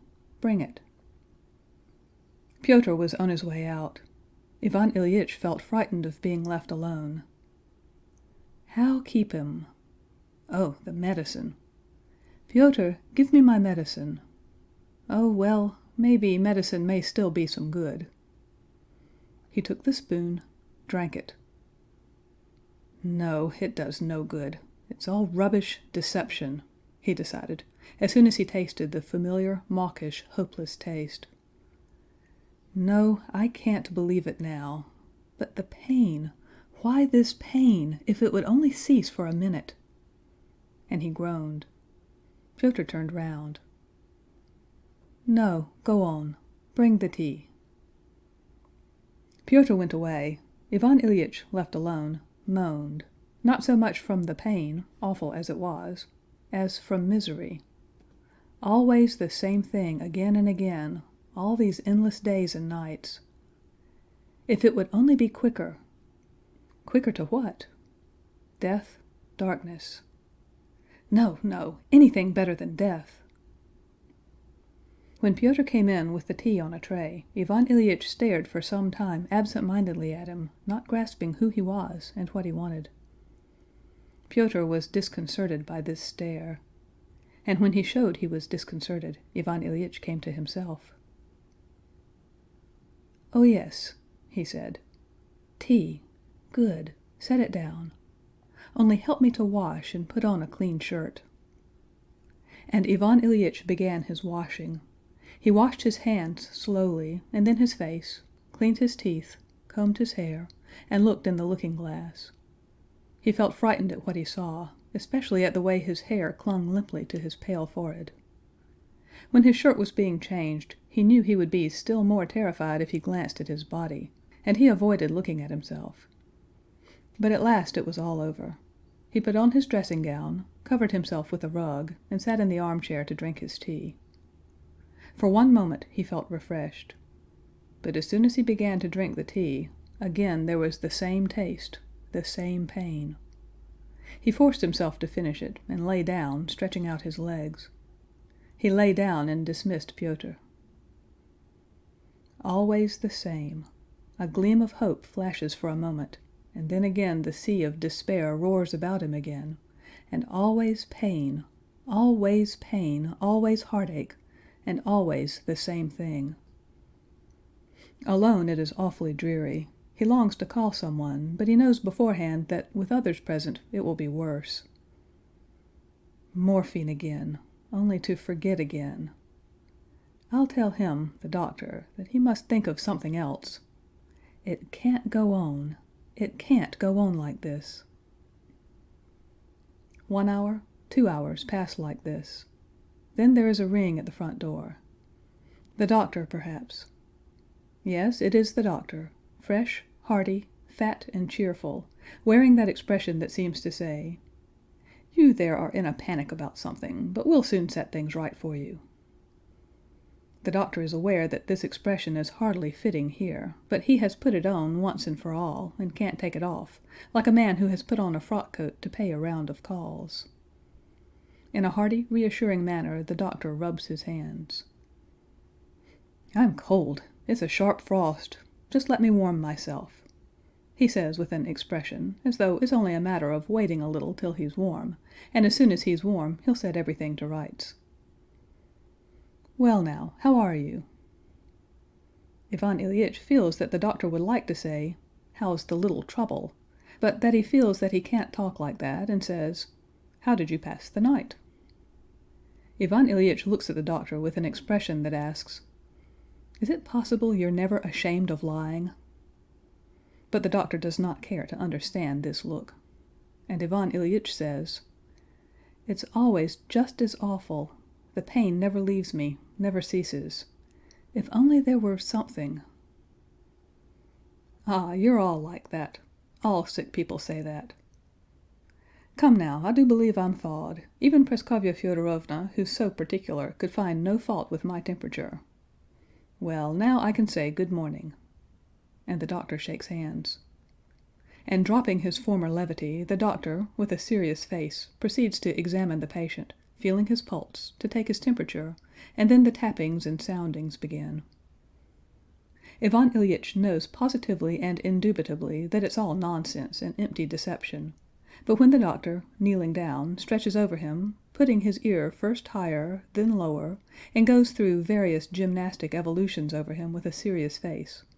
Ivan Ilyich is affected by this, as he used sometimes to be affected by the speeches of the lawyers in court, though he was perfectly well aware that they were telling lies all the while, and why they were telling lies. The doctor, kneeling on the sofa, was still sounding him, when there was the rustle of Praskovya Fyodorovna's silk dress in the doorway, and she was heard scolding Pyotr for not having let her know that the doctor had come. She comes in, kisses her husband, and at once begins to explain that she has been up a long while, and that it was only through a misunderstanding that she was not there when the doctor came. Ivan Ilyich looks at her, scans her all over, and sets down against her her whiteness and plumpness, and the cleanness of her hands and neck, and the glossiness of her hair, and the gleam full of life in her eyes. With all the force of his soul he hates her, and when she touches him it makes him suffer from the thrill of hatred he feels for her. Her attitude to him and his illness is still the same. Just as the doctor had taken up a certain line with the patient which he was now not able to drop, so she too had taken up a line with him, that he was not doing something he ought to do, and was himself to blame, and she was lovingly reproaching him for his neglect, and she could not now get out of this attitude. "Why, you know he won't listen to me. He doesn't take his medicine at the right times. And what's worse still, he insists on lying in a position that surely must be bad for him, with his legs in the air." She described how he made Gerasim hold his legs up. The doctor smiled with kindly condescension that said, "Oh, well, it can't be helped. These sick people do take up such foolish fancies, but we must forgive them." When the examination was over, the doctor looked at his watch, and then Praskovya Fyodorovna informed Ivan Ilyich that it must, of course, be as he liked, but she had sent today for a celebrated doctor, and that he would examine him and have a consultation with Mihail Danilevitch. That was the name of their regular doctor. "Don't oppose it now, please. This I'm doing entirely for my own sake," she said ironically, meaning it to be understood that she was doing it all for his sake, and was only saying this to give him no right to refuse her request. He lay silent, knitting his brows. He felt that he was hemmed in by such a tangle of falsity that it was hard to disentangle anything from it. Everything she did for him was entirely for her own sake, and she told him she was doing for her own sake what she actually was doing for her own sake, as something so incredible that he would take it as meaning the opposite. At 11:30 the celebrated doctor came. Again came the sounding, and then grave conversation in his presence and in the other room about the kidney and the appendix, and questions and answers, with such an air of significance, that again, instead of the real question of life and death, which was now the only one that confronted him, the question that came uppermost was of the kidney and the appendix, which were doing something not as they ought to do, and were, for that reason, being attacked by Mihail Danilevitch and the celebrated doctor, and forced to mend their ways. The celebrated doctor took leave of him with a serious, but not a hopeless face. And to the timid question that Ivan Ilyich addressed to him while he lifted his eyes, shining with terror and hope, up towards him, was there a chance of recovery? He answered that he could not answer for it, but that there was a chance. The look of hope with which Ivan Ilyich watched the doctor out was so piteous that, seeing it, Praskovya Fyodorovna positively burst into tears as she went out of the door to hand the celebrated doctor his fee in the next room. The gleam of hope kindled by the doctor's assurance did not last long. Again the same room, the same pictures, the curtains, the wallpaper, the medicine bottles, and, ever the same, his aching, suffering body. And Ivan Ilyich began to moan. They gave him injections, and he sank into oblivion. When he waked up it was getting dark. They brought him his dinner. He forced himself to eat some broth. And again everything the same. And again the coming night. After dinner at 7 o'clock, Praskovya Fyodorovna came into his room, dressed as though to go to a soirée, with her full bosom laced in tight, and traces of powder on her face. She had, in the morning, mentioned to him that they were going to the theater. Sarah Bernhardt was visiting the town, and they had a box which he had insisted on their taking. By now he had forgotten about it, and her smart attire was an offense to him. But he concealed this feeling when he recollected that he had himself insisted on their taking a box and going, because it was an aesthetic pleasure, beneficial and instructive for the children. Praskovya Fyodorovna came in satisfied with herself, but yet with something of a guilty air.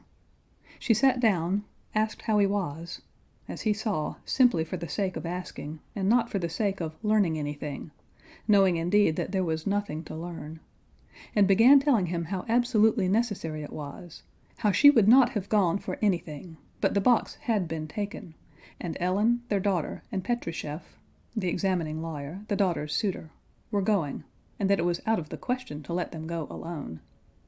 But that she would have liked much better to stay with him, if only he would be sure to follow the doctor's prescription while she was away. Oh, and Fyodor Dmitrievitch, the suitor, would like to come in. May he? And Lisa? Yes, let them come in. The daughter came in full dress, her fresh young body bare, while his body made him suffer so. But she made a show of it. She was strong, healthy, obviously in love, and impatient of the illness, suffering, and death that hindered her happiness. Fyodor Dmitrievitch came in too in evening dress, his hair curled à la Capoule, with his long sinewy neck tightly fenced round by a white collar, with his vast expanse of white chest and strong thighs displayed in narrow black trousers, with one white glove in his hand, and a crush opera hat. Behind him crept in unnoticed the little high school boy in his new uniform, poor fellow, in gloves and with that awful blue ring under his eyes that Ivan Ilyich knew the meaning of.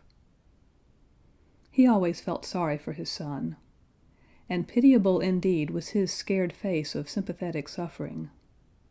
Except Gerasim, Ivan Ilyich fancied that Volodya was the only one that understood and was sorry. They all sat down. Again they asked how he was. A silence followed. Lisa asked her mother about the opera glass. An altercation ensued between the mother and daughter as to who had taken it and where it had been put. It turned into an unpleasant squabble. Fyodor Dmitrievitch asked Ivan Ilyich whether he had seen Sarah Bernhardt. Ivan Ilyich could not at first catch the question that was asked him, but then he said, "No, have you seen her before?" "Yes, in Adrienne Lecouvreur." Praskovya Fyodorovna observed that she was particularly good in that part. The daughter made some reply. A conversation sprang up about the art and naturalness of her acting, that conversation that is continually repeated and always the same. In the middle of the conversation, Fyodor Dmitrievitch glanced at Ivan Ilyich and relapsed into silence. The others looked at him and became mute too. Ivan Ilyich was staring with glittering eyes straight before him, obviously furious with them. This had to be set right, but it could not anyhow be set right. This silence had somehow to be broken. No one would venture on breaking it, and all began to feel alarmed that the decorous deception was somehow breaking down, and the facts would be exposed to all. Lisa was the first to pluck up courage. She broke the silence. She tried to cover up what they were all feeling, but inadvertently she gave it utterance. "If we are going, though, it's time to start," she said, glancing at her watch, a gift from her father, and with a scarcely perceptible meaning smile to the young man, referring to something only known to themselves, she got up with a rustle of her skirts. They all got up, said good-bye, and went away. When they were gone Ivan Ilyich fancied he was easier. There was no falsity. That had gone away with them. But the pain remained. That continual pain, that continual terror made nothing harder, nothing easier. It was always worse. Again came minute after minute, hour after hour, still the same and still no end, and ever more terrible the inevitable end. "Yes, send Gerasim," he said in answer to Pyotr question. End of chapter 8, read by Laurianne Walden.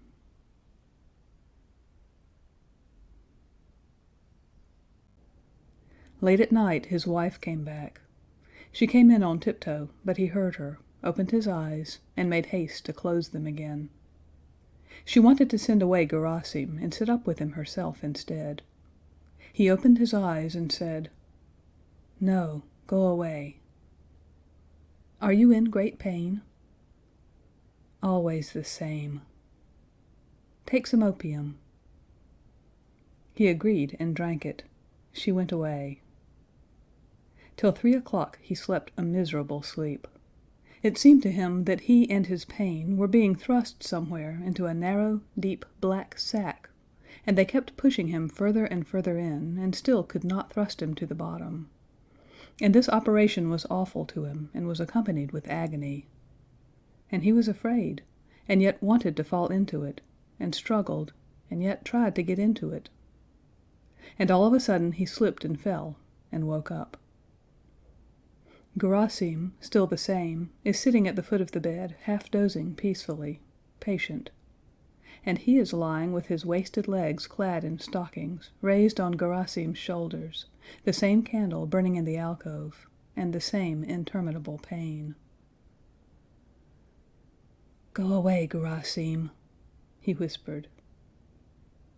"It's all right, sir. I'll stay a bit longer." "No, go away." He took his legs down, lay sideways on his arm, and he felt very sorry for himself. He only waited till Gerasim had gone away into the next room. He could restrain himself no longer, and cried like a child. He cried at his own helplessness, at his awful loneliness, at the cruelty of people, at the cruelty of God, at the absence of God. "Why hast thou done all this? What brought me to this? Why torture me so horribly?" He did not expect an answer, and wept indeed that there was and could be no answer. The pain grew more acute again, but he did not stir, did not call. He said to himself, "Come, more then. Come, strike me. But what for? What have I done to thee? What for?" Then he was still, ceased weeping, held his breath, and was all attention. He listened, as it were, not to a voice uttering sounds, but to the voice of his soul, to the current of thoughts that rose up within him. "What is it you want?" was the first clear idea able to be put into words that he grasped. "What? Not to suffer, to live," he answered. And again he was utterly plunged into attention so intense that even the pain did not distract him. "To live? Live how?" the voice of his soul was asking. "Why, live as I used to live before, happily and pleasantly." "As you used to live before, happily and pleasantly?" queried the voice. And he began going over in his imagination the best moments of his pleasant life. But strange to say, all these best moments of his pleasant life seemed now not at all what they had seemed then. All, except the first memories of childhood. There, in his childhood, there had been something really pleasant in which one could have lived if it had come back. But the creature who had this pleasant experience was no more.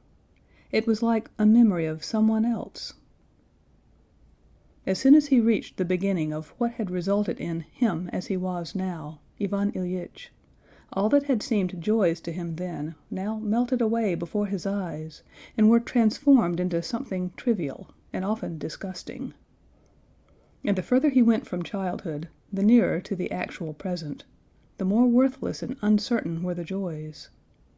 It began with life at the school of jurisprudence. Then there had still been something genuinely good. Then there had been gaiety. Then there had been friendship. Then there had been hopes. But in the higher classes these good moments were already becoming rarer. Later on, during the first period of his official life, at the governor's, good moments appeared. But it was all mixed, and less of it was good. And further on, even less was good, and the further he went, the less good there was. His marriage, as gratuitous as the disillusion of it, and the smell of his wife's breath, and the sensuality, the hypocrisy, and that deadly official life, and anxiety about money, and so for 1 year, and 2, and 10, and 20, and always the same thing. And the further he went, the more deadly it became. As though I had been going steadily downhill, imagining that I was going uphill. So it was, in fact. In public opinion, I was going uphill, and steadily as I got up it, life was ebbing away from me. And now the work's done. There's only to die. But what is this? What for? It cannot be. It cannot be that life has been so senseless, so loathsome. And if it really was, so loathsome and senseless, then why die, and die in agony? There's something wrong. Can it be I have not lived as one ought? Suddenly came into his head.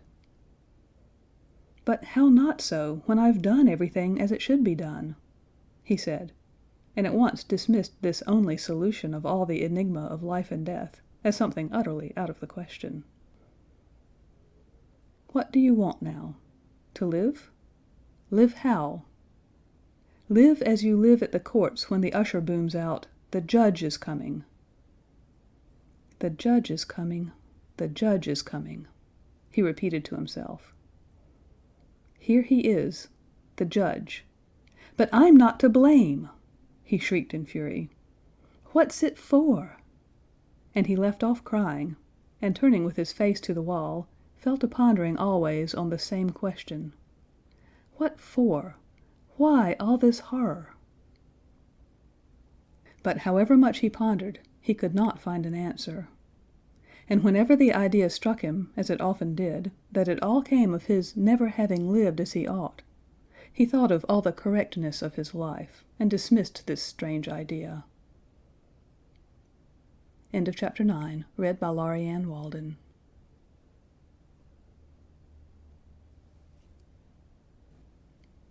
Another fortnight had passed. Ivan Ilyich could not now get up from the sofa. He did not like lying in bed, and lay on the sofa. And lying almost all the time facing the wall, in loneliness he suffered all the inexplicable agonies, and in loneliness pondered always that inexplicable question, what is it? Can it be true that it's death? And an inner voice answered, yes, it is true. Why these agonies? And a voice answered, for no reason. Beyond and besides this, there was nothing.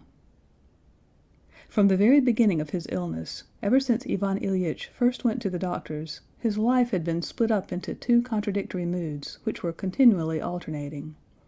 One was despair and the anticipation of an uncomprehended and awful death. The other was hope and an absorbed watching over the actual condition of his body. First there was nothing confronting him but a kidney or intestine which had temporarily declined to perform their duties. Then there was nothing but unknown awful death, which there was no escaping. These two moods had alternated from the very beginning of the illness, but the further the illness progressed, the more doubtful and fantastic became the conception of the kidney, and the more real the sense of approaching death.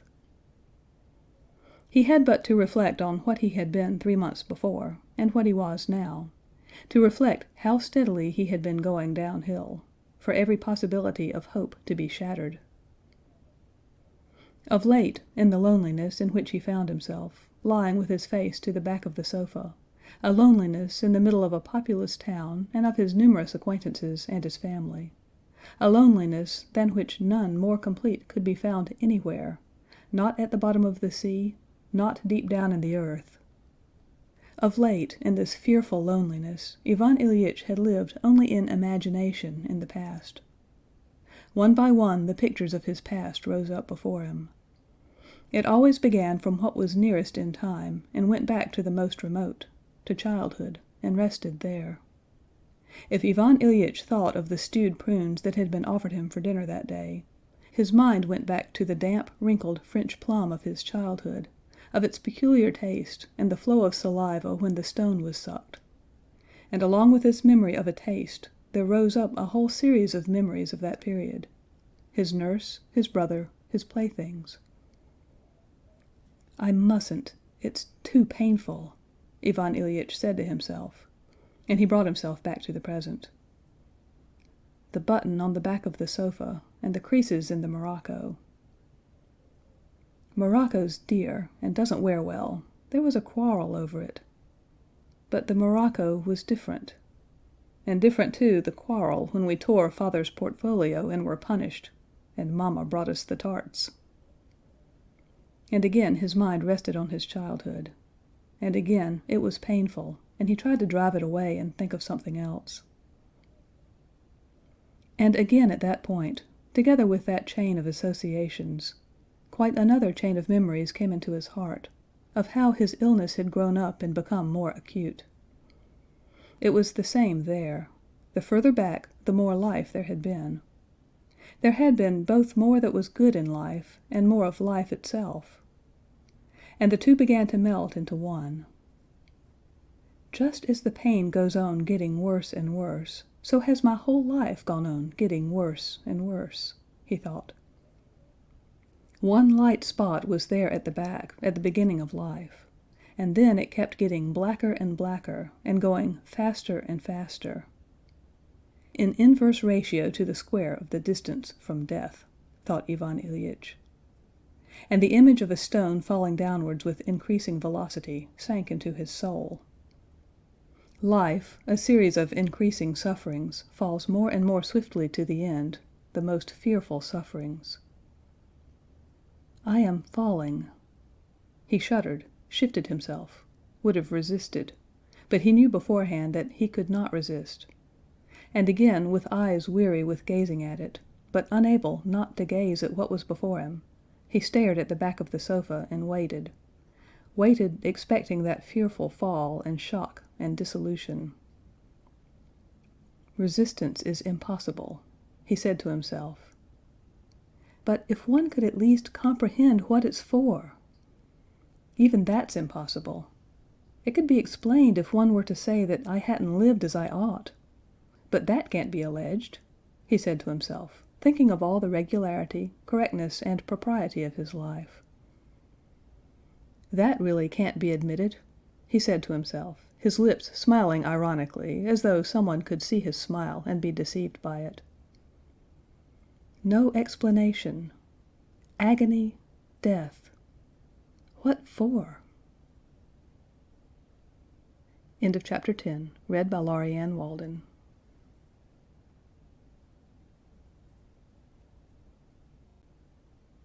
So passed a fortnight. During that fortnight an event occurred that had been desired by Ivan Ilyich and his wife. Petrushchev made a formal proposal. This took place in the evening. Next day Praskovya Fyodorovna went in to her husband, revolving in her mind how to inform him of Fyodor Dmitrievitch's proposal. But that night there had been a change for the worse in Ivan Ilyich. Praskovya Fyodorovna found him on the same sofa, but in a different position. He was lying on his face, groaning, and staring straight before him with a fixed gaze. She began talking of remedies. He turned his stare on her. She did not finish what she had begun saying. Such hatred, of her in particular, was expressed in that stare. "For Christ's sake, let me die in peace," he said. She would have gone away, but at that moment the daughter came in and went up to say good morning to him. He looked at his daughter just as at his wife, and to her inquiries how he was, he told her dryly that they would soon all be rid of him. Both were silent, sat a little while, and went out.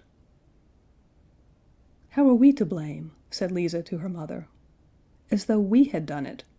I'm sorry for Papa, but why punish us?" At the usual hour the doctor came. Ivan Ilyich answered, "Yes, no," never taking his exasperated stare from him, and towards the end he said, "Why, you know that you can do nothing, so let me be."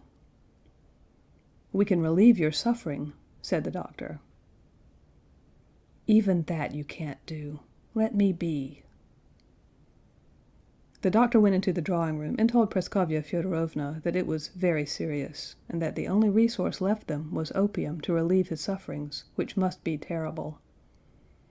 The doctor said his physical sufferings were terrible, and that was true, but even more terrible than his physical sufferings were his mental sufferings, and in that lay his chief misery. His moral sufferings were due to the fact that during that night, as he looked at the sleepy, good-natured, broad-cheeked face of Gerasim, the thought had suddenly come into his head, "What if in reality all my life, my conscious life, has been not the right thing?" The thought struck him that what he had regarded before as an utter impossibility, that he had spent his life not as he ought, might be the truth.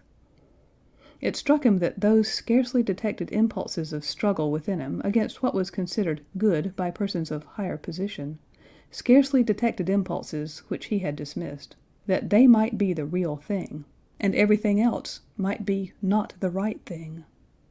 And his official work, and his ordering of his daily life and of his family, and these social and official interests, all that might be not the right thing. He tried to defend it all to himself. And suddenly he felt all the weakness of what he was defending, and it was useless to defend it. "But if it's so," he said to himself, "and I am leaving life, with the consciousness that I have lost all that was given me and there's no correcting it, then what?" He lay on his back and began going over his whole life entirely anew. When he saw the footman in the morning, then his wife, then his daughter, then the doctor, every movement they made, every word they uttered, confirmed for him the terrible truth that had been revealed to him in the night. In them he saw himself, saw all in which he had lived, and saw distinctly that it was all not the right thing. It was a horrible, vast deception that concealed both life and death. This consciousness intensified his physical agonies, multiplied them tenfold. He groaned and tossed from side to side and pulled at the covering over him. It seemed to him that it was stifling him and weighing him down, and for that he hated them. They gave him a big dose of opium. He sank into unconsciousness, but at dinner time the same thing began again. He drove them all away and tossed from side to side. His wife came to him and said, "Jean, darling, do this for my sake." "For my sake?" "It can't do harm, and it often does good. Why, it's nothing, and often in health, people—" He opened his eyes wide. "What? Take the sacrament? What for? No. Besides—" She began to cry. "Yes, my dear? I'll send for our priest. He's so nice." "All right, very well," he said. When the priest came and confessed him, he was softened, felt as it were a relief from his doubts, and consequently from his sufferings, and there came a moment of hope. He began once more thinking of the intestinal appendix and the possibility of curing it. He took the sacrament with tears in his eyes. When they laid him down again after the sacrament for a minute, he felt comfortable, and again the hope of life sprang up. He began to think about the operation which had been suggested to him. "To live, I want to live," he said to himself. His wife came in to congratulate him. She uttered the customary words and added, "It's quite true, isn't it, that you're better?"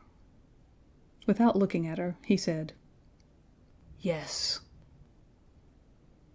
Her dress, her figure, the expression of her face, the tone of her voice, all told him the same: not the right thing.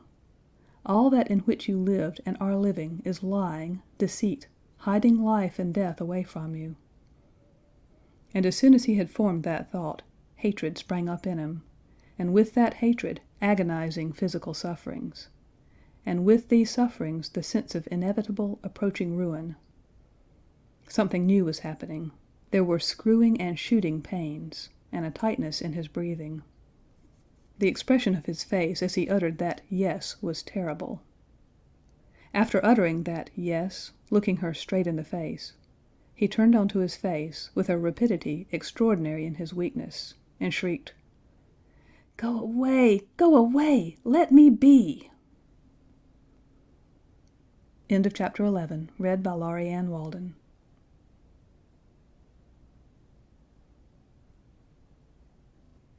From that moment there began the scream that never ceased for 3 days, and was so awful that through 2 closed doors one could not hear it without horror. At the moment when he answered his wife, he grasped that he had fallen, that there was no return, that the end had come, quite the end, while doubt was still as unsolved, still remained doubt. "Ooh, ooh, ooh," he screamed in varying intonations. He had begun screaming, "I don't want to," and so had gone on screaming on the same vowel sound, "oo." All those 3 days, during which time did not exist for him, he was struggling in that black sack into which he was being thrust by an unseen, resistless force. He struggled as the man condemned to death struggles in the hands of the executioner, knowing that he cannot save himself.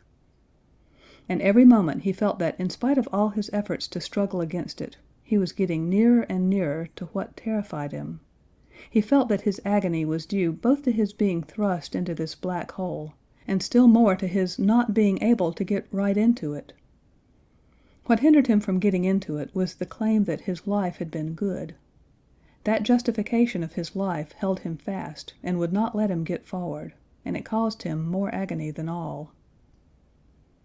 All at once some force struck him in the chest, in the side, and stifled his breathing more than ever. He rolled forward into the hole, and there at the end there was some sort of light. It had happened with him, as it had sometimes happened to him in a railway carriage, when he had thought he was going forward while he was going back, and all of a sudden recognized his real direction. "Yes, it has all been not the right thing," he said to himself. "But that's no matter." He could do the right thing. "What is the right thing?" he asked himself. And suddenly he became quiet. This was at the end of the 3rd day, 2 hours before his death. At that very moment the schoolboy had stealthily crept into his father's room and gone up to his bedside. The dying man was screaming and waving his arms. His hand fell on the schoolboy's head. The boy snatched it, pressed it to his lips, and burst into tears. At that very moment Ivan Ilyich had rolled into the hole and caught sight of the light, and it was revealed to him that his life had not been what it ought to have been, but that that could still be set right. He asked himself, "What is the right thing?" and became quiet, listening. Then he felt someone was kissing his hand. He opened his eyes and glanced at his son. He felt sorry for him. His wife went up to him. He glanced at her. She was gazing at him with open mouth, the tears unwiped streaming over her nose and cheeks, a look of despair on her face. He felt sorry for her. "Yes, I'm making them miserable," he thought. "They're sorry, but it will be better for them when I die." He would have said this, but had not the strength to utter it. "Besides, why speak? I must act," he thought. With a glance to his wife, he pointed to his son and said, "Take away. Sorry for him. And you too." He tried to say "forgive," but said "forego," and too weak to correct himself, shook his hand, knowing that he would understand, whose understanding mattered. And all at once it became clear to him that what had tortured him and would not leave him was suddenly dropping away all at once on both sides and on 10 sides and on all sides. He was sorry for them, must act so that they might not suffer. Set them free, and be free himself of those agonies.